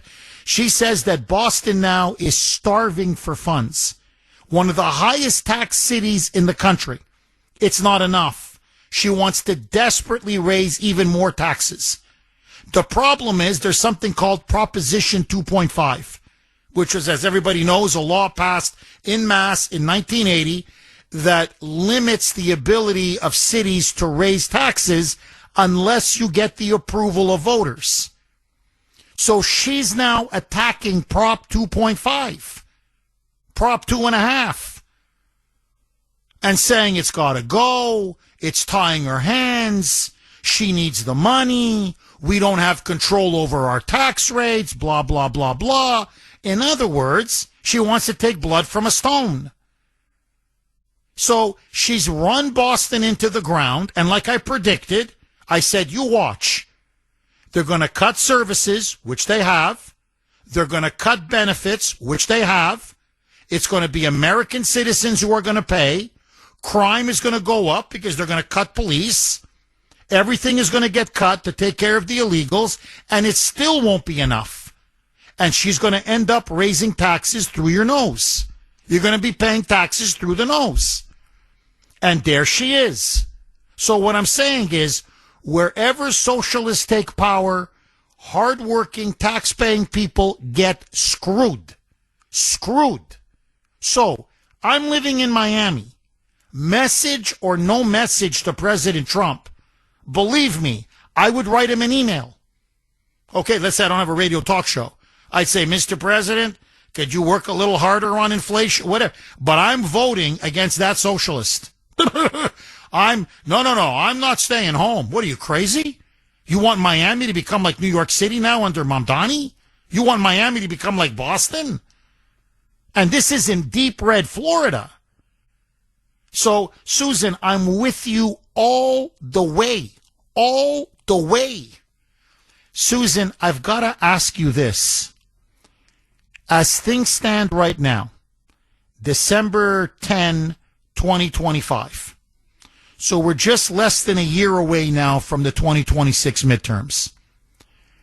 Are you worried that Republicans are going to lose the midterms and the Democrats will come back, retake the House, maybe even the Senate, and start impeaching Trump and harassing Trump and persecuting Trump and essentially crippling his presidency?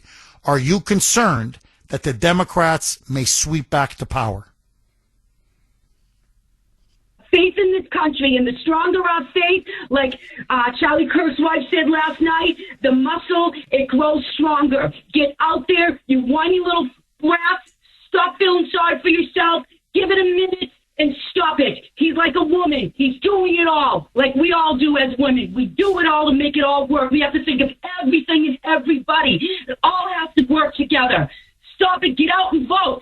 Get Maura Healey and those two D-bags out of office. Amen. Amen. Susan, thank you very, very much for that call.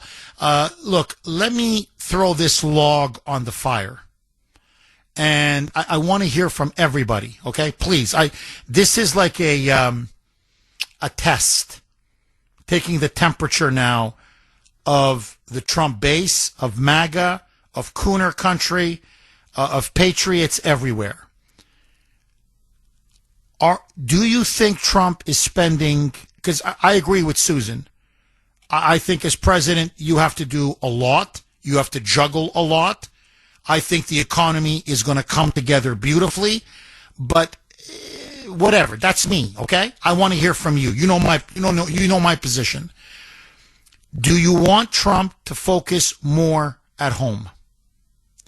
Do you feel that he's spending too much time on foreign affairs?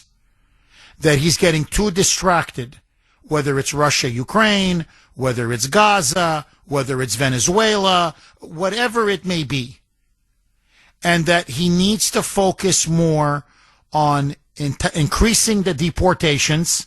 They've only deported about 650,000 so far. That's not many illegals. Now, a lot of it is resistance from Democrats, sanctuary city mayors. You see all these anti-ICE protests. They're always being sued. They're always going to court. But the fact is, the deportations have not gone nowhere near as fast as they need to go. So my question to you is, do you want him to focus on intensifying the deportations? Do you want him to focus more on the cost of living, high prices? Do you feel that inflation and the cost of living is still too high? That crime is still too high? That, in other words, he needs to focus more on issues at home. Quality of life, quote unquote, affordability issues. Do you wish he would focus less on foreign policy and more on domestic policy? I'm just curious. And are you also frustrated with Pam Bondi? No major arrests, and there's no major arrests coming for at least the foreseeable future. So, in other words, the Miami test, what happened in Miami yesterday, the perception that President Trump is too distracted and you want to send him a message. Do you agree? How do you feel about Trump right now? 617-266-6868. I want to hear every side. I want you to get a chance to get everything off your chest. Trump's people are listening. So, Kuhner country, this is your chance. 617-266-6868. Dawn in New Hampshire. Thanks for holding, Dawn, and welcome. Good morning, Jeff. Hi, Dawn. I'm thinking back to my high school economics days, and I don't know if you recall this, I'm a little older than you probably, but we used to have the phrase guns and butter. and we said that you can't have an economy in the United States that both upholds all the government programs and fights the war. So today, the way I look at it, we have guns, butter, health care, supporting all these illegals, et cetera, et cetera, et cetera. So I don't want to throw a wet blanket and everything, but boy, when you look at it from that standpoint, doesn't it look fairly hopeless? Well, look, I have to tell you, it's funny you should mention that, Don. It's uncanny, actually. I was not able to sleep last night. I mean, I got some sleep. I'm battling a bit of a flu. I'm doing fine. But anyway, when you get these chills, like you're hot, you're cold, you're hot, you're cold, you're hot. Anyway, that was me last night. Okay. So I just, whatever, aches and pains. I'm fine, but just, you can't sleep. So I'm not able to sleep. And I don't know why. I don't know. I don't know why. But I just kept thinking about the national debt. I swear to you. And this is what came to my mind, because it goes directly to your point, Don. We're 37 trillion going on $38 trillion in debt. That's a fact. That's a mathematical fact. We spend more just on the interest on the debt. It's now gotten to, I'm rounding it up to $1 trillion. It's almost at $1 trillion. Don't quote me. I think it's $961 billion on interest payments to the debt. I'm just going to round it up to $1 trillion. Okay. So we're paying now $1 trillion out of our budget. That's out of our taxes. $1 trillion. $1 trillion. That is so, it's an unimaginable amount of money. That doesn't pay down to principal. It's not as if it's, okay, $1 trillion, it's 37, then 36, then 35, then 34. Okay, every year you can see it go down. No, it's $1 trillion. Just the interest on the debt. That's more than our entire defense budget. That's more than Social Security. That's more than Medicare. That's more than Medicaid. That's more than Obamacare. That's more than...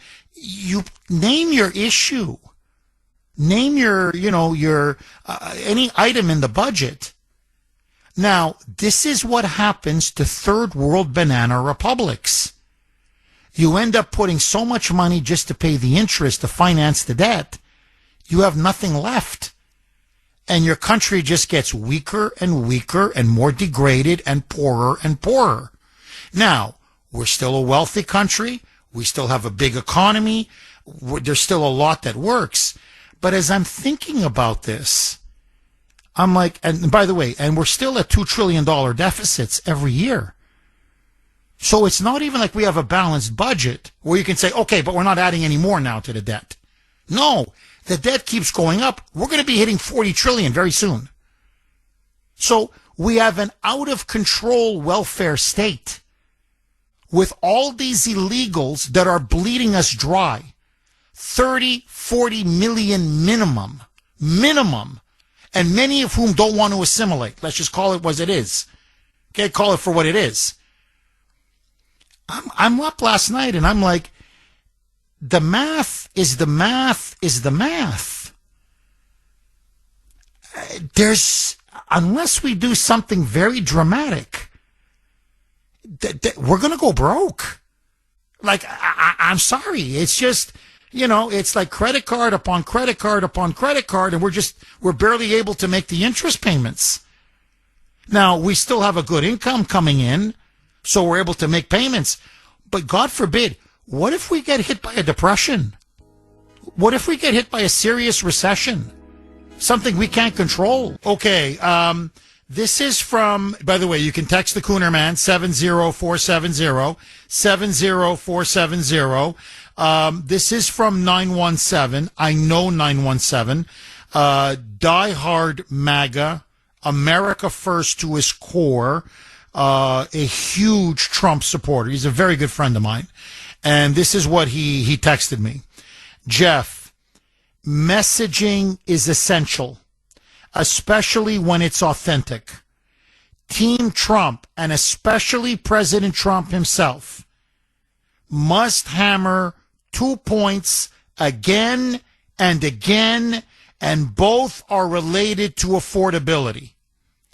The first, and this is so true, creating prosperity takes time.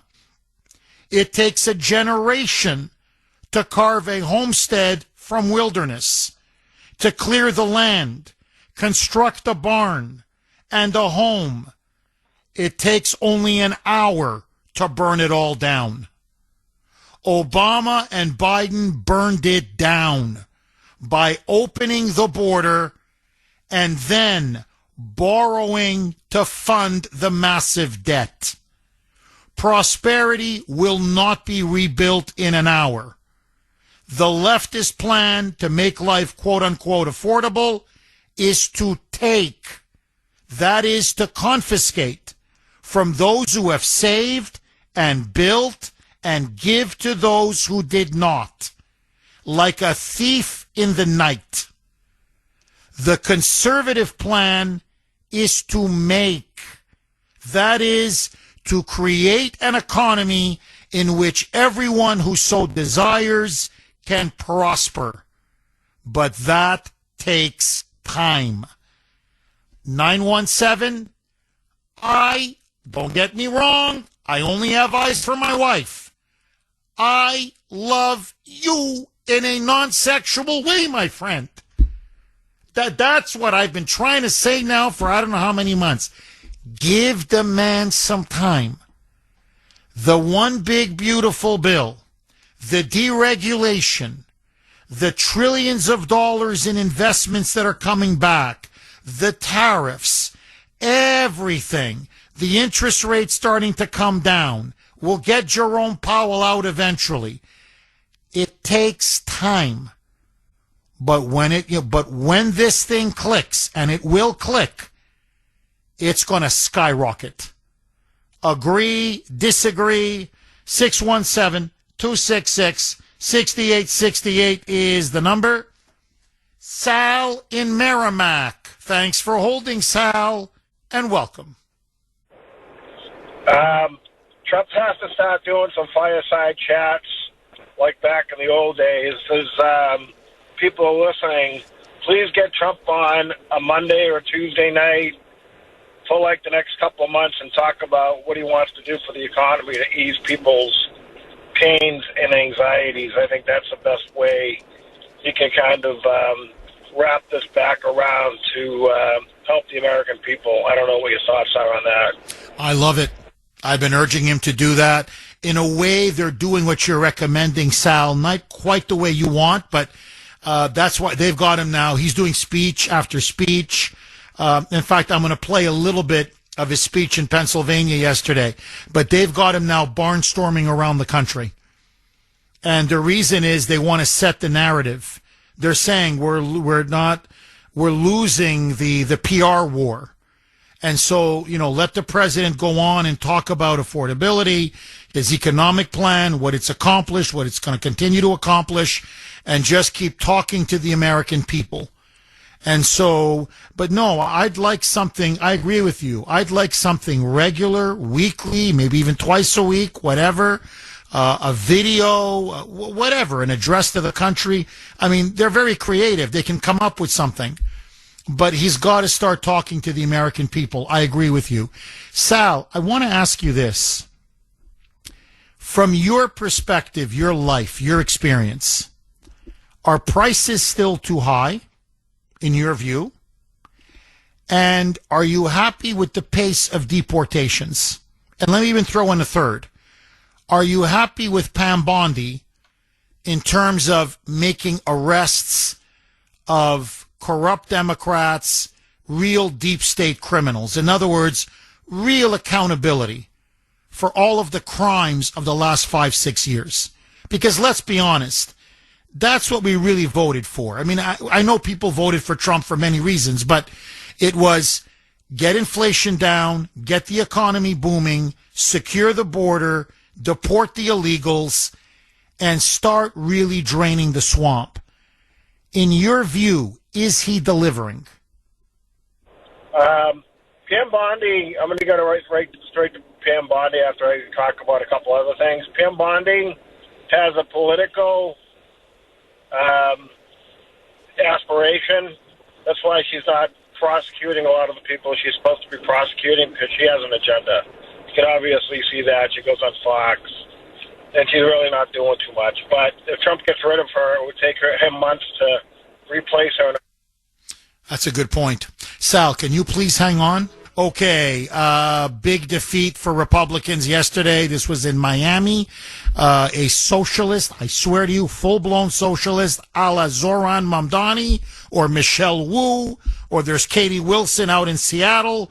It's everywhere now. I mean, it's these progressive Democrat socialists who are winning election after election.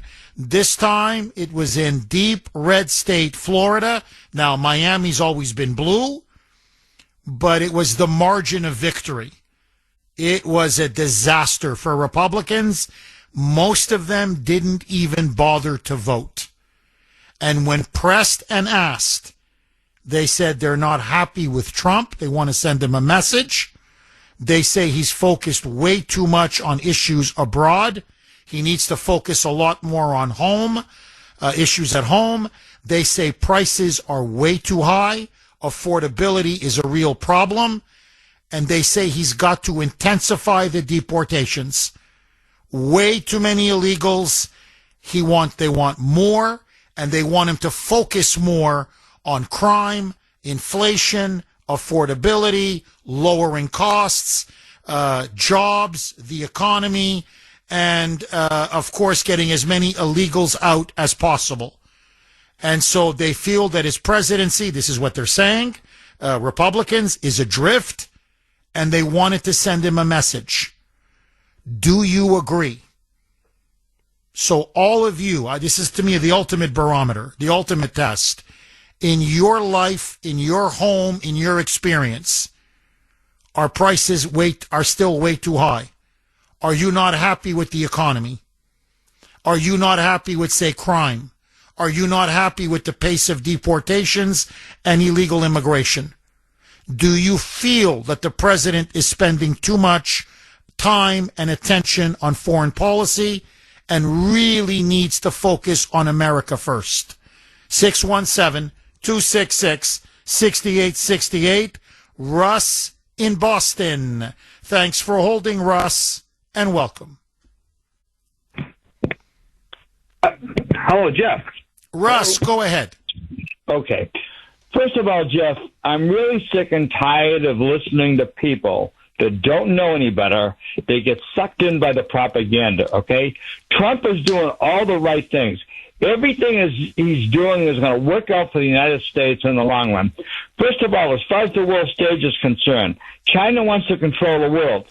Either we get the countries of the world to line up with us, or they line up with China, okay? Countries will always go with the strongest country around for their own survival. So that's number one. That's on the international stage, what he's doing. On the local stage, okay, as far as the economy is concerned, just like that Texas said, it's a lot easier to destroy something than it is to fix it.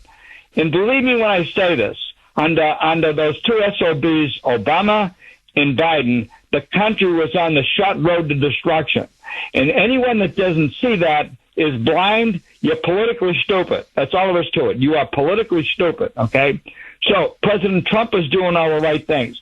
And I've said this before, okay? There's two choices here. It's either Trump or communism, okay? Now, if you want to live under communism and destroy everything that's in this country and the way of life and everything else, you vote for the Democrats again. And you let them come to power, and it's death to the United States of America, without question, okay? You have to be politically stupid not to see that. And, Jeff, for the last 60 years, I've been watching what these SOBs have been doing, what they did to us and reporting on the Vietnam War and everything else. Nothing but lies and propaganda. And I'm telling you, Jeff, I was so happy when President Trump came to power again.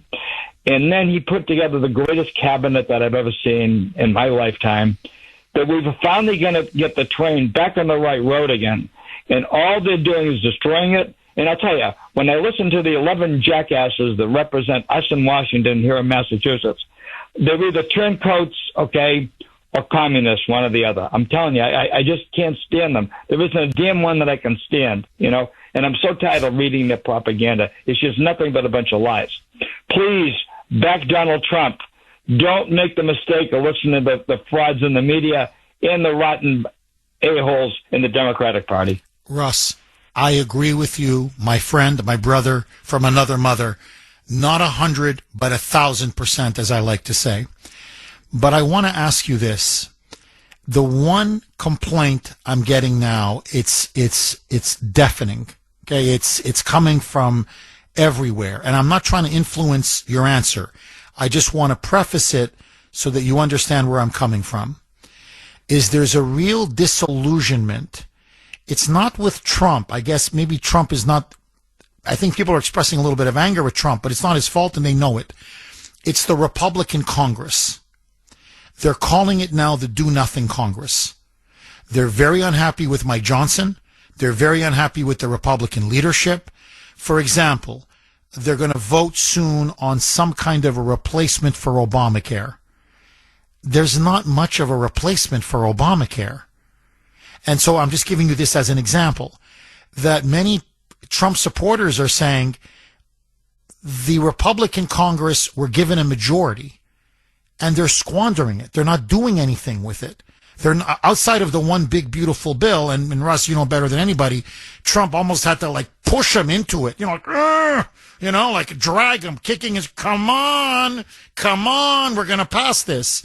But what they're saying is they've passed nothing on voter integrity and a national ID, nothing. They don't, how many, 12, 13 years since Obamacare was passed? And the Republicans don't have a replacement for that? Like, they're saying this is scandalous. They haven't passed anything regarding immigration. Yes, Trump is deporting, but this could all be undone very quickly. So they haven't passed an immigration bill that would really secure the borders and cut back even legal immigration in this country to help drive up wages. So what they're saying is no immigration bills, no voter ID bills, no bills on election integrity, basically nothing really concrete on health care, and health care costs are skyrocketing. This is a Congress that has done nothing and will do nothing. And they're going to squander the majority if they continue. I'm just curious. What say you? Well, first of all, Jeff, let's put it this way, okay? My supplemental health insurance went up 16% this year, okay? Wow. Well, starting the first of the year. And you tell me about Obamacare and also, I'm telling you, I'm so sick and tired of people being sucked into propaganda. All we get is nothing from lies from the Democratic Party and the media, okay? Now, that's my supplemental health insurance. My long-term care insurance now is up to $8,000 a year, Jeff. I'm telling you, I'm spending most of my money on insurance, and it's just outrageous, okay? And, I'm a responsible citizen, and I never sucked off the production of others or the government or anyone else. My wife and I have always been self-sufficient in everything else. And we've done everything to protect ourselves, and yet you have these leeches across the country that want to get everything for nothing. And my wife and I have paid through the nose for everything. And we have good health care and everything else because we make sacrifices, and we put that as a priority, and we don't expect the government to pay for it. Our family, we're brought up to be self-sufficient and not to suck off the production of others. So, Jeff, I'm disgusted no matter what you say. It's not. Now, as far as the Congress is concerned, look, I was happy with that big, beautiful bill. They've done a lot of great things. Have they done enough? No, okay? But I'm not going to start land blasting them. It's just like the idiots in the environmental movement, okay? That they have these young people believing that we haven't done anything. Jeff, what we've done in the environment since I've been a kid has been unbelievable. We've changed things of how we're doing. The environment is much cleaner. It's much better. But listen to the media. They never say that. They never tell a history of the truth. And people with their attention to history, as last night's news broadcast, they can be sucked in anything. Well, I agree. I got to say, Russ, we have the cleanest, us in Canada, right? I mean, that's because that's true. It's just North America. We have the cleanest economy in the history of the world. And you're right. Look, I remember the environment used to be much worse 40, 50 years ago, like when I was a younger kid. There was more pollution. There just was. And so many other things. The environment has gotten cleaner and cleaner and cleaner to the point it's almost impossible to get a cleaner economy than us. And you're right. The media never acknowledges this. The other thing I would say is give Trump some more time. Let him work over Mike Johnson and the Republicans. Like they're all acting like it's November 2026 now. Okay, I promise I want to go right back to the phone lines, but I just want to play a one cut from Trump. This was him in Pennsylvania. He's going on sort of an affordability tour, talking primarily about the economy, about his plans for the economy, what they've done, what they plan to do. But Trump is also making a corollary argument. You can, I guess, phrase it like this. He's saying immigration is tied to the economy. And in a nutshell, Trump's argument, and he's completely right, is that every issue is affected by illegal immigration, unlimited third world immigration. Whether it's healthcare, welfare, schools, rent, cost of housing, everything. If you're going to pour in 15 to 20 million illegals, unvetted, from the third world primarily, well, you're straining the healthcare system, costs go up. Schools, costs go up. Rental market, housing market, everything goes up. If you start cutting off all of this third world immigration, this illegal immigration, well, then you've got more apartments available, more homes available. You've got less welfare payments going out the window and being wasted on illegals. You've got less healthcare money being diverted. It's not straining all of these budgets. In other words, according to Trump, it's all tied together. And so, he goes, look, Biden brought in 20 million. I can't get them all out in 10 months. Especially with the courts trying to block me, the sanctuary state governors, the sanctuary city mayors, the anti-ICE activists. It's trench warfare. It's almost neighborhood by neighborhood. We get some ICE agents in, and they're being pepper sprayed and tear gassed and shot at and attacked. So what Trump is saying is, I need time, but it's all connected. So listen to Trump. This is him in Pennsylvania saying, I have now announced a permanent pause, a moratorium on third world immigration, especially 19 countries. It's going to be up to 30 soon, on hellholes like Somalia, Afghanistan, Iran, you name it. Roll cut 11, Mike. I've also announced a permanent pause on third world migration, including from hellholes like Afghanistan, Haiti, Somalia, and many other countries.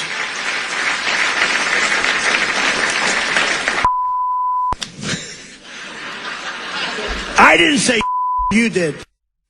So someone in the crowd, I can't say it on the air either, I'm going to get fined, but a crap hole, right? You know that famous term that Trump used in the first term.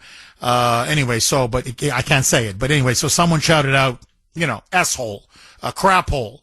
And Trump's like, hey, you didn't say it. You said it. I didn't say it.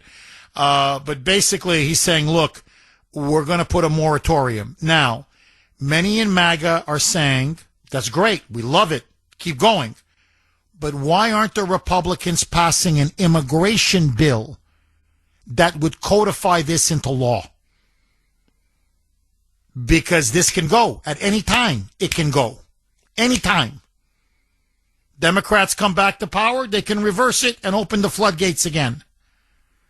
So now we're going to get into this in much greater detail tomorrow, I promise, on the show. But this is part of the complaint. Now, my argument is give him some time. He wants an immigration bill. He's going to push Johnson to try to pass an immigration bill. Anyway, my question to you, is your life better or worse under Trump over the last 10 months? And what is your perception of the economy and overall how you are doing? Are you happy? Or do you think he's focusing too much on foreign affairs and issues abroad? 617-266-6868. Who do you want me to go to next, Mike? Frank in Woburn. Thanks for holding, Frank, and welcome. Good morning, Jeff. How are you? I'm very good. How are you, Frank? Not too bad. You know what I find amazing? You call yourself the Boston Bulldozer, but that's incorrect. I say you're the New England Bulldozer, but now I'm giving you another upgrade, calling you the Northeast Bulldozer. Thank you.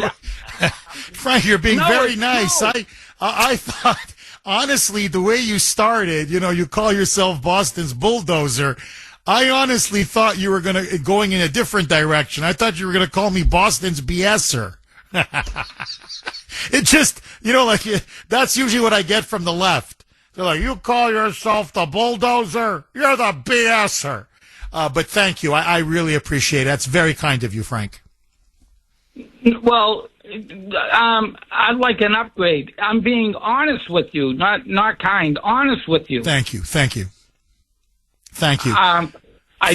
what do you make of all this, Frank? As a Trump supporter, as a Trump voter, are you happy, not happy with his first 10 months in office? The funny thing is, I say the same thing you do. The Biden administration, they screwed up this country so bad. I agree with you 1,000%. This can't be done quick. I know we'd like it done quick, but there's at least 20 million illegals in this country. They can't get them out fast. I mean, they got to get them out as fast as they can, but he's got so many people not working with him in the government. So I totally understand. And you know what? What's so odd? I've been listening to you for 10 years, and I might have missed 2 shows only in 10 years. I have you on the radio every day from 6 in the morning to 10 in the morning, and then I shut it off. And I'm going to tell you something else. You alone are the one that makes WRKO great. Wow, thank you.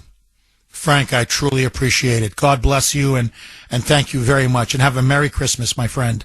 617-266-6868 is the number. To me, it's not fair to expect Trump to undo really not just 4 years of Biden, but it was really Obama's third term. That was a disaster. It's not fair. You can't undo all this in 10 months. We're asking for 2, I think. But again, I want to hear everybody, please. And Grace is coming up in a couple minutes. Believe me, you're going to hear the other side. Because she thinks he's made mistakes and she's not happy with the way he's handling some things of the economy. And anyway, so Dr. Grace is warming up. So you're going to hear the other side. But I want to hear from everybody. But I think, look, I say this over and over. It's so much easier to destroy than it is to build.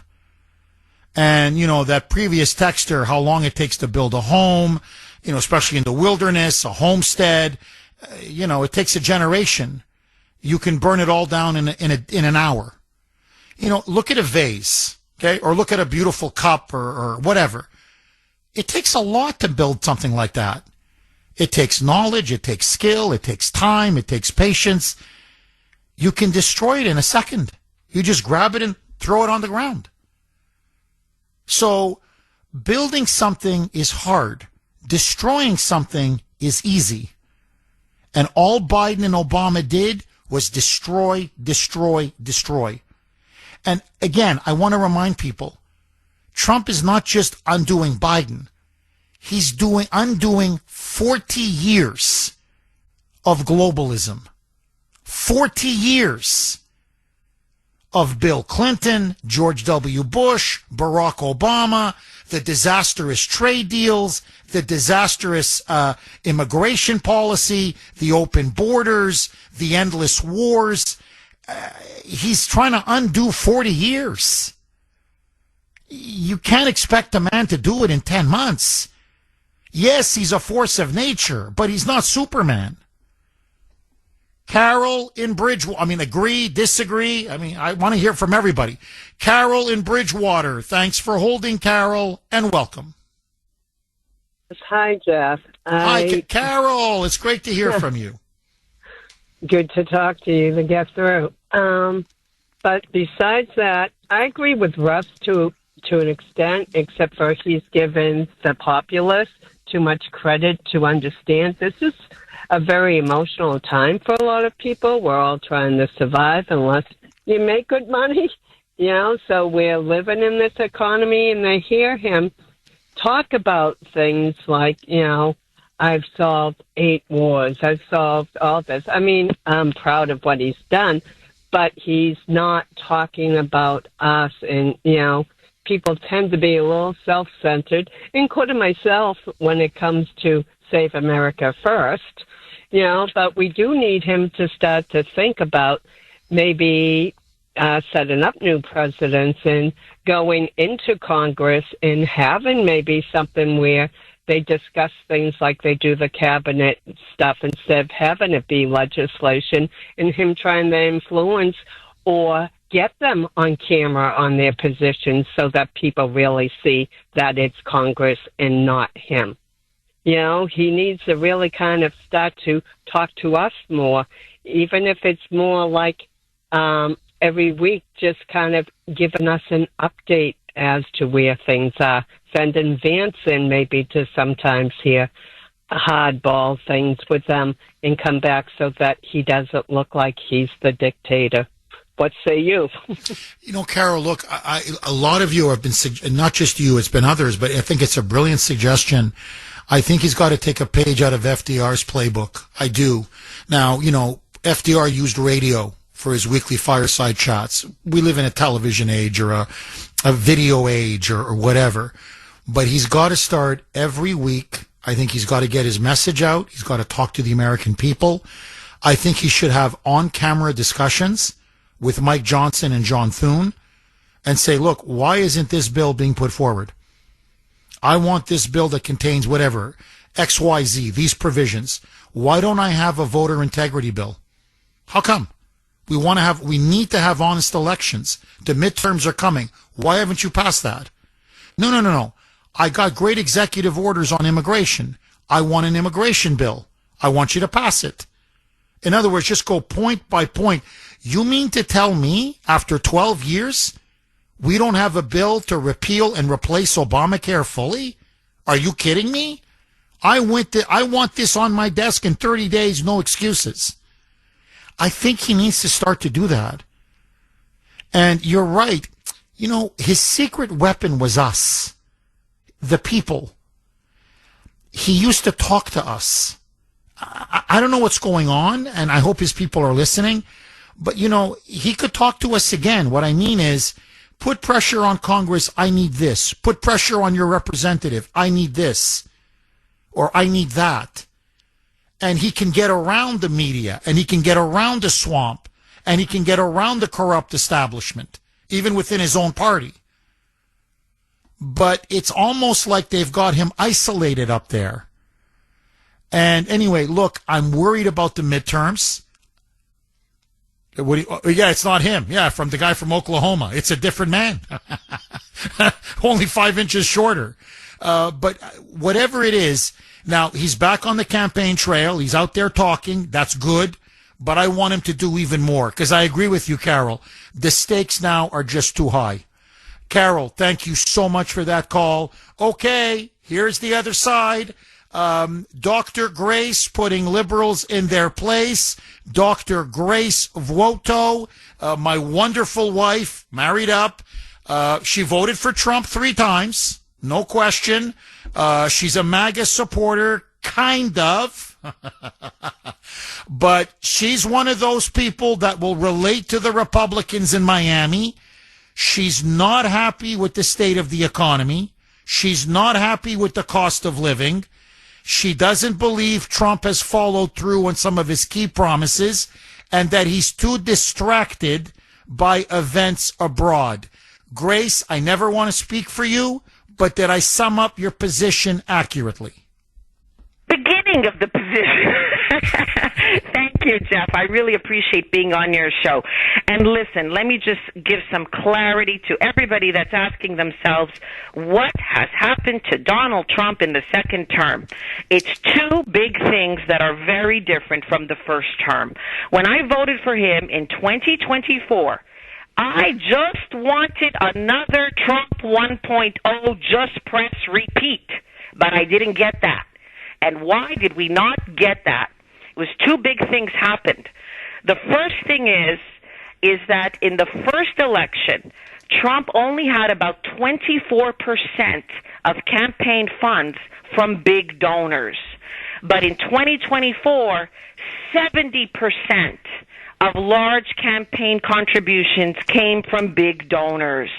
And that explains a lot of what is different in the second term.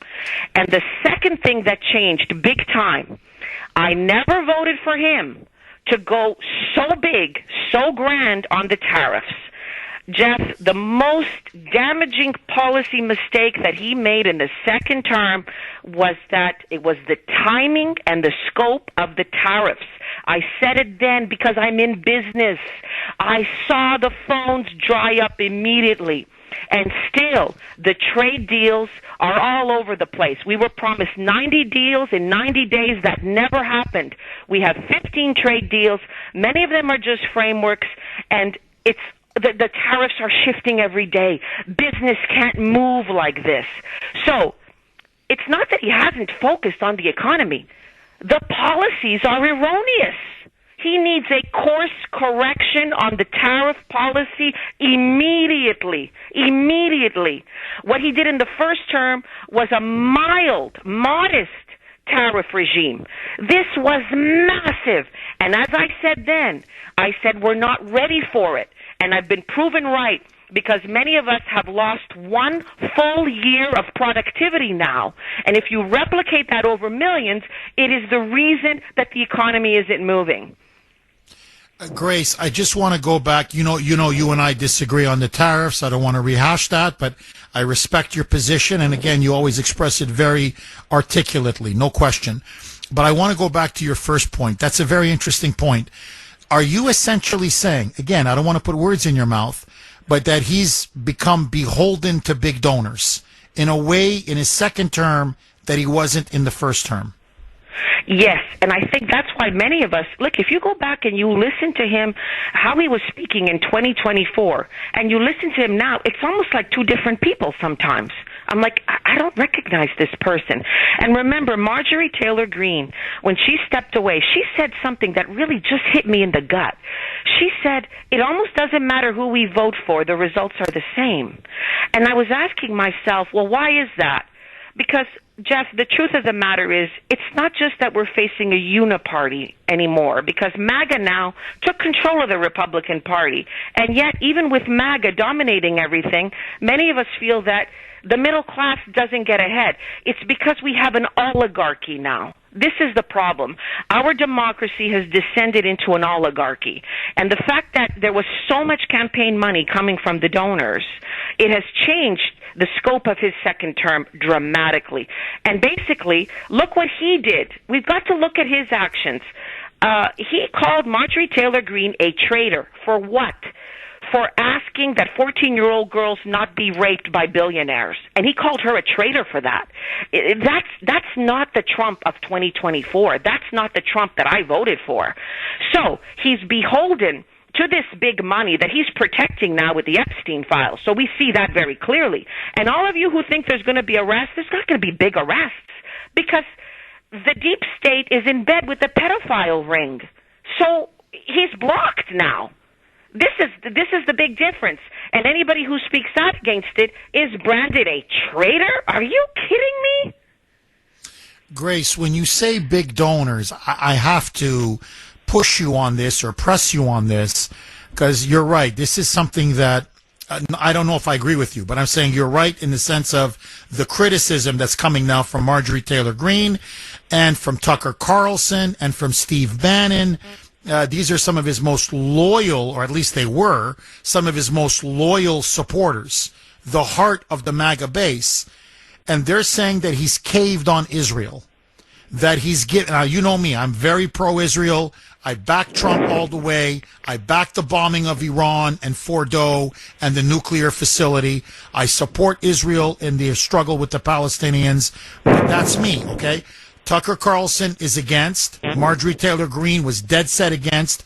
Bannon was against.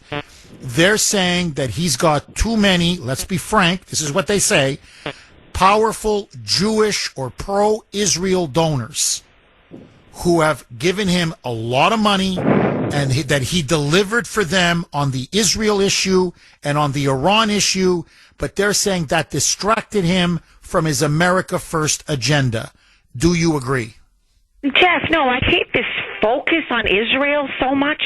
You know, I think this is just so bizarre. It just strikes me as odd.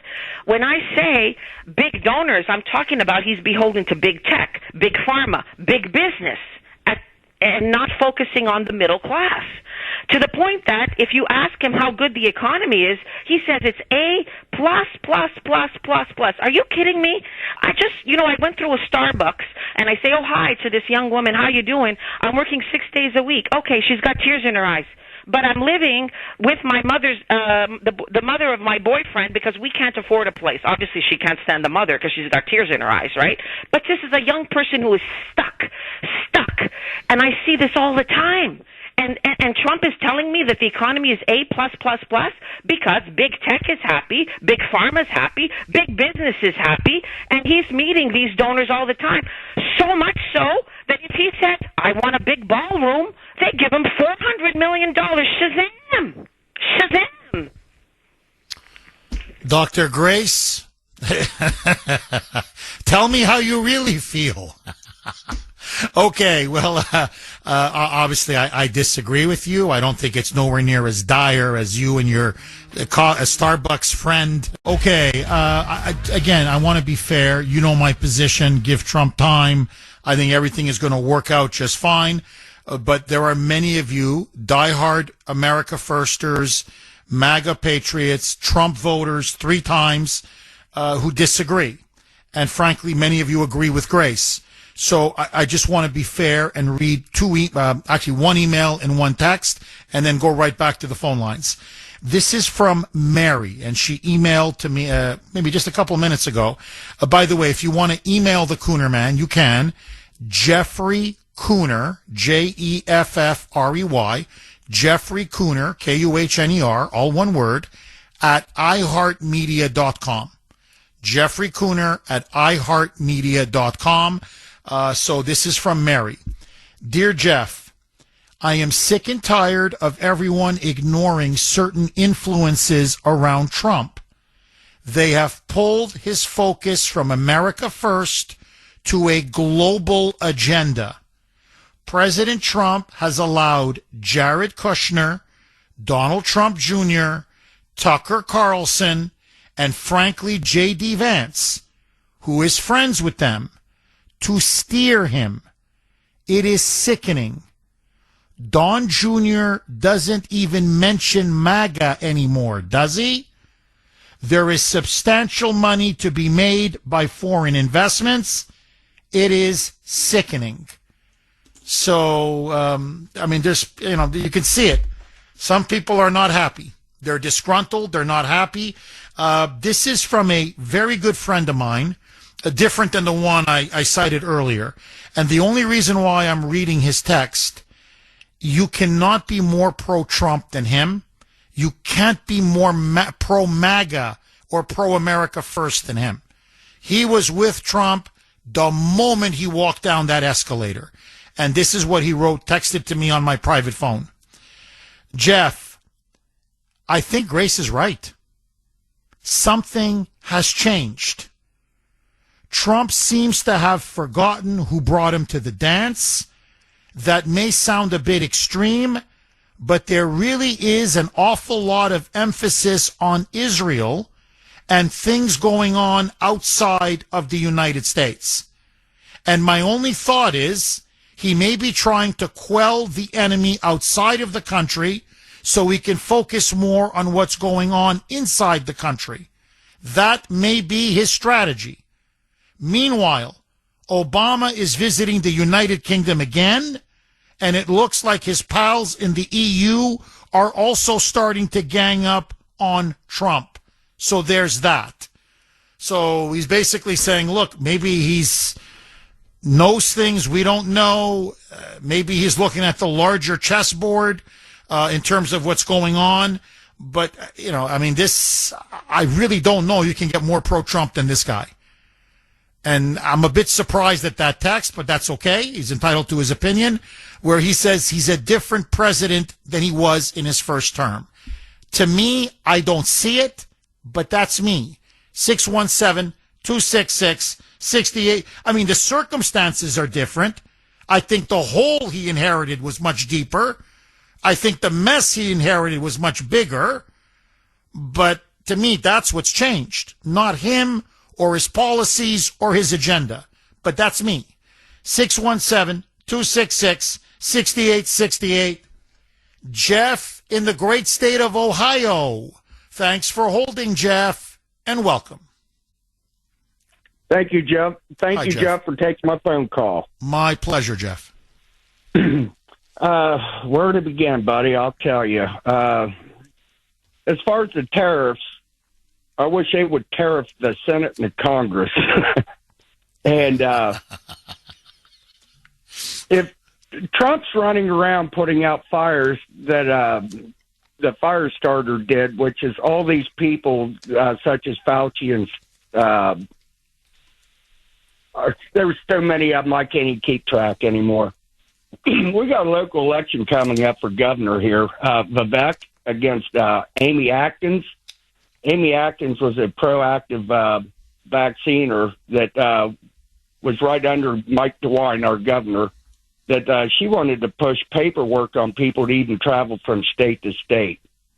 And it's the non-interest in going after people like Fauci, that if we could get Fauci and nail him and expose to him the crimes of humanity, and then see that Atkins was following that, the ripple effect of just that one arrest, I think would change a lot of people's minds and help us in the midterm. Oh, I agree. But it would send shockwaves.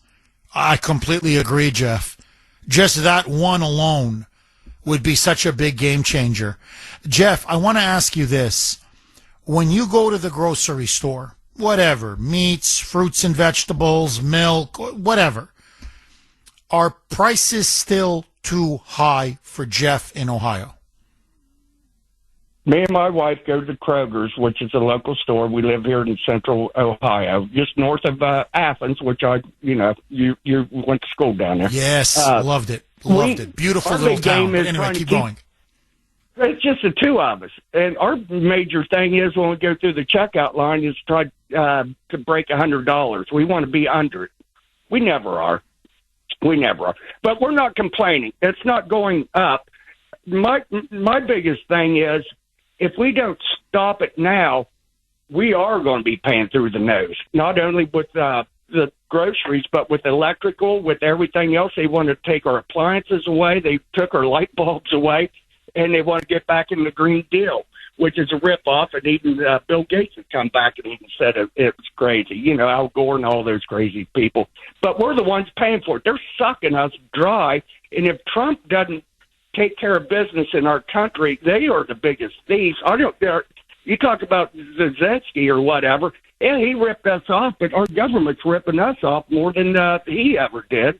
And if we don't get our people in this country, in our government, round up and held responsible and be put in jail as a deterrent to this ever happening again. When midterms happen, they're going to impeach him. And like Marjorie Taylor Greene said, I won't be there to back him this time. So he's going to be on his own. And I don't know what Donald Jr. is going to do. I mean, he used to be a big advocate of this, but boy, he's been awful quiet too. Jeff, thank you very much for that call. 617-266-6868 is the number. You can text the Kuhner Man, 70470, 70470. It's almost like Christmas has come early in terms of Christmas dinner.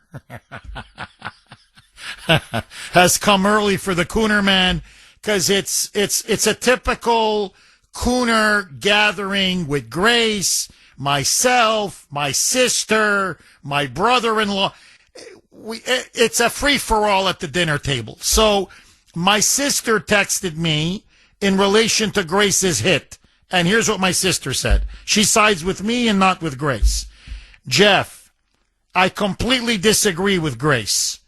Her little, you don't have to be belittling, Jen. Her little Starbucks friend who lives in a state that is run by Democrats. That's why everything is so unaffordable. Tell Grace she can join Bernie and AOC and to fight the oligarchy tour. So my sister lives in Tucson, Arizona. 617-266-6868. She says always, I don't know how you do it, Jeff. How you can live with all those moonbats in Massachusetts, how you do it, I don't know. All right, anyway, so my own sister says Grace is out to lunch. What say you? 617-266-6868. John in Watertown. Thanks for holding, John, and welcome. When Grace is going to run for governor or some political position. Now, Grace gave me a great idea. You do not listen to me, okay? You do not listen. Very important, because I study the history books that you don't study, because when you went to school, you studied the books they gave you. I decide what books to read, but we'll go into that another time. Now, here's the main thing. With Marjorie Taylor Greene, she got into a fight with Trump because she's still mad, and your wife should be, about Epstein, okay? And you know what Trump said? Oh, it's going to hurt a lot of people. Isn't that exactly what we want? And these people call this radio show, they're good people, but they don't know anything. They don't read books, because it's a whole lot different than you think. How many times have I asked you to look at the financial system? We do not owe $1 trillion in debt. The government, by the Constitution, that you don't read, Jeff, says the government, Congress, should create the money and set the value. That means there wouldn't be any debt. In 5 minutes, Trump could end the debt. Okay, 5 minutes. And about a quarter of the debt is owned to the Federal Reserve. The rest is European countries and governments and stuff that they legitimately borrow. We borrow money from, but we don't need to borrow any money. It's all baloney.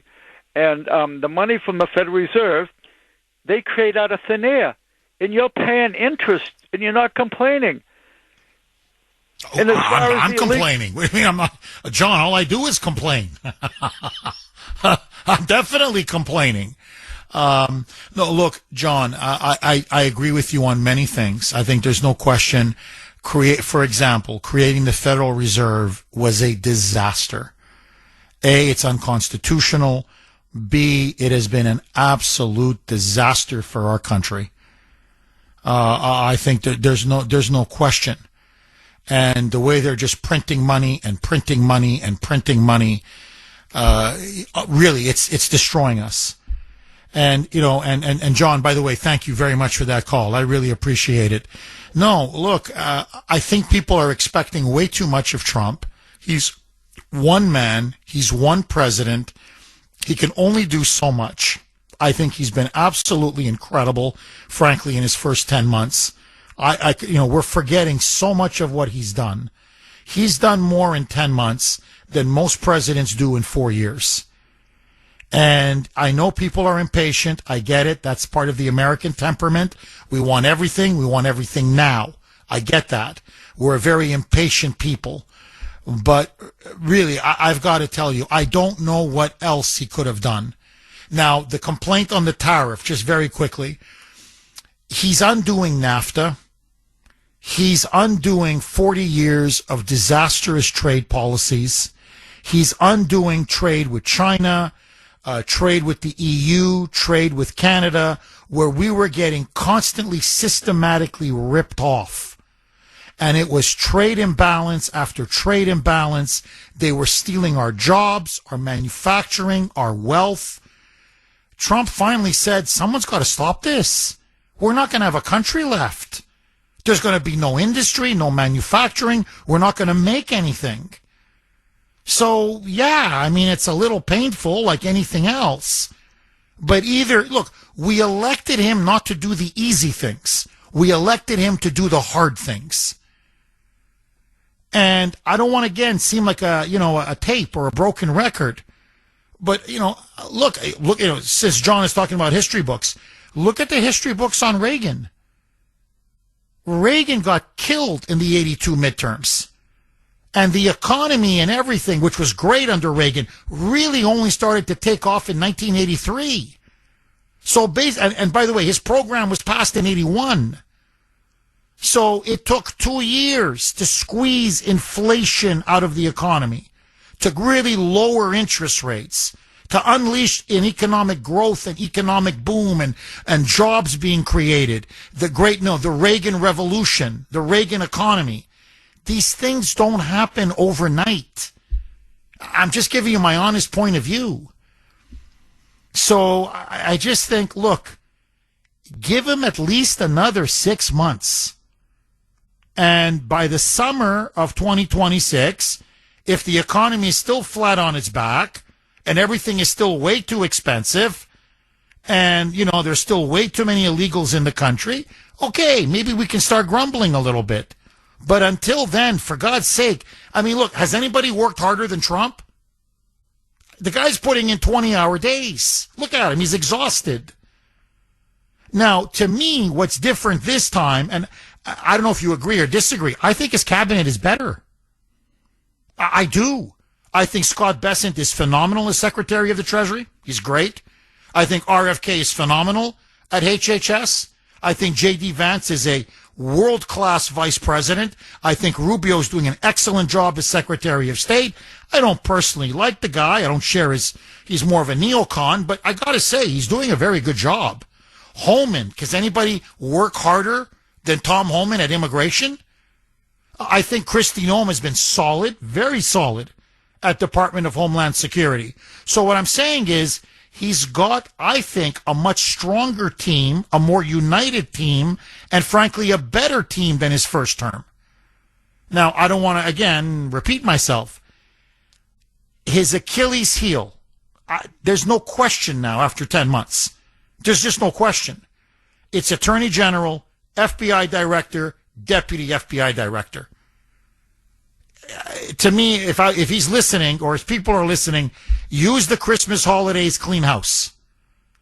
Replace Bondi, replace Kash Patel, replace Dan Bongino. Do it while you still have a majority in the Senate. Because they're just not delivering. Get people who are not afraid to make arrests. And I forget who it was. I think it was Jeff in Ohio.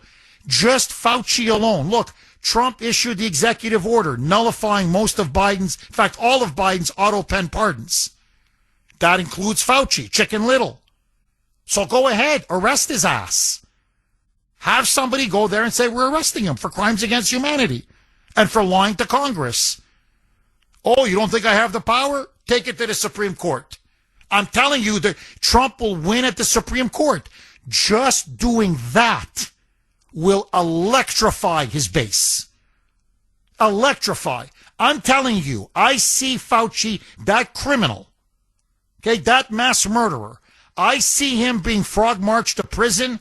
I will crawl on broken glass to vote in the midterms in 2026. I mean, I'm voting no matter what. I'm not voting for communism. But I'm just telling you, it will electrify MAGA. So, you know, if the president's people, by the way, Stephen Miller, phenomenal as deputy chief of staff. I'm going to play some of his stuff tomorrow. He is so right on immigration. He's a one-man wrecking crew. So he's got Susie Wiles as chief of staff. She's done a phenomenal job. So, no, I disagree. I think he's got a better team, a stronger team.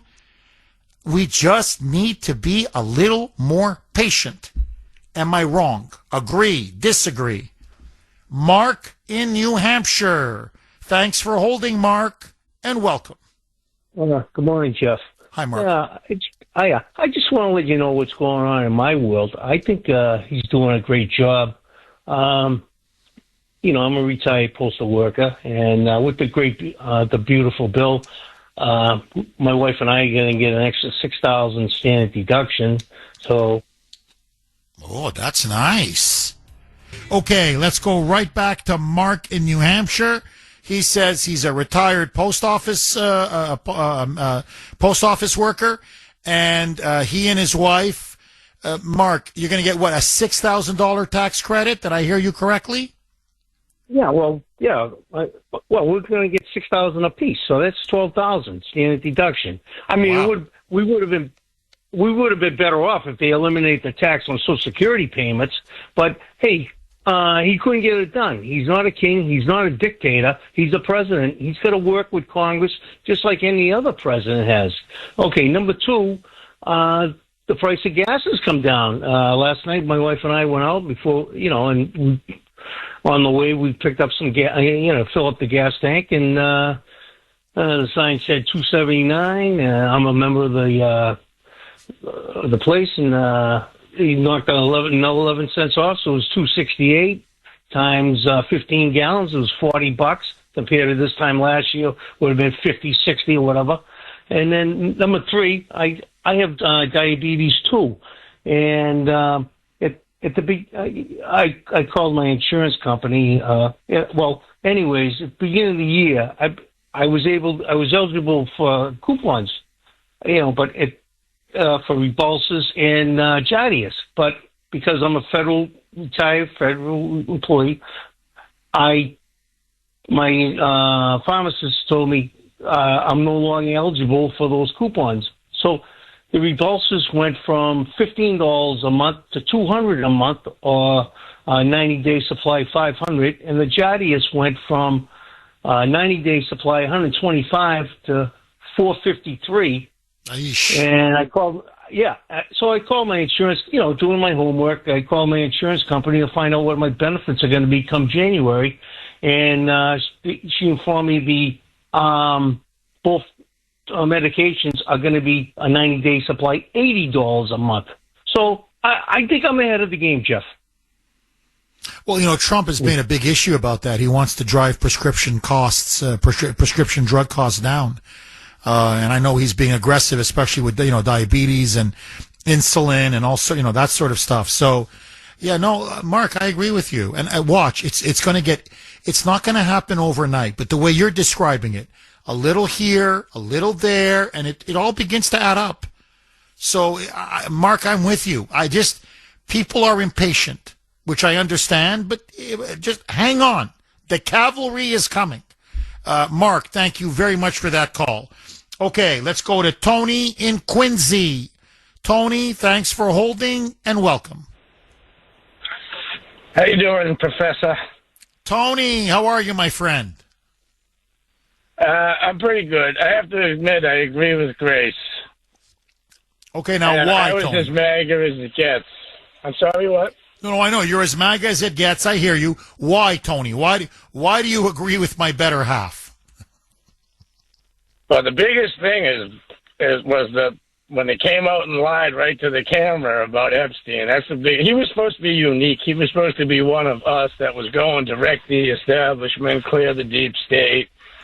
And he said, that's a hoax. But, he's beyond of the deal. He obviously had to make deals to get reelected. I'd rather he just came out and said that, because I will not be rushing to vote for J.D. Vance in 2028.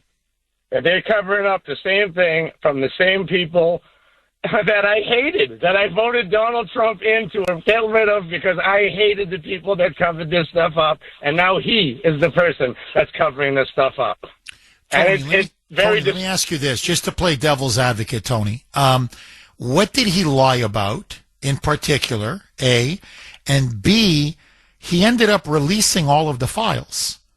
So, in other words, I know it took a while, I hear you, and it was a bit of a crooked road, but we finally got to the end point.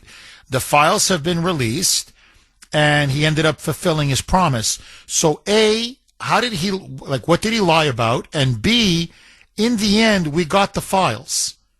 Go, Tony. What say you? Was there nothing there? And your end point might be a little bit of exposure, but my end point was jail.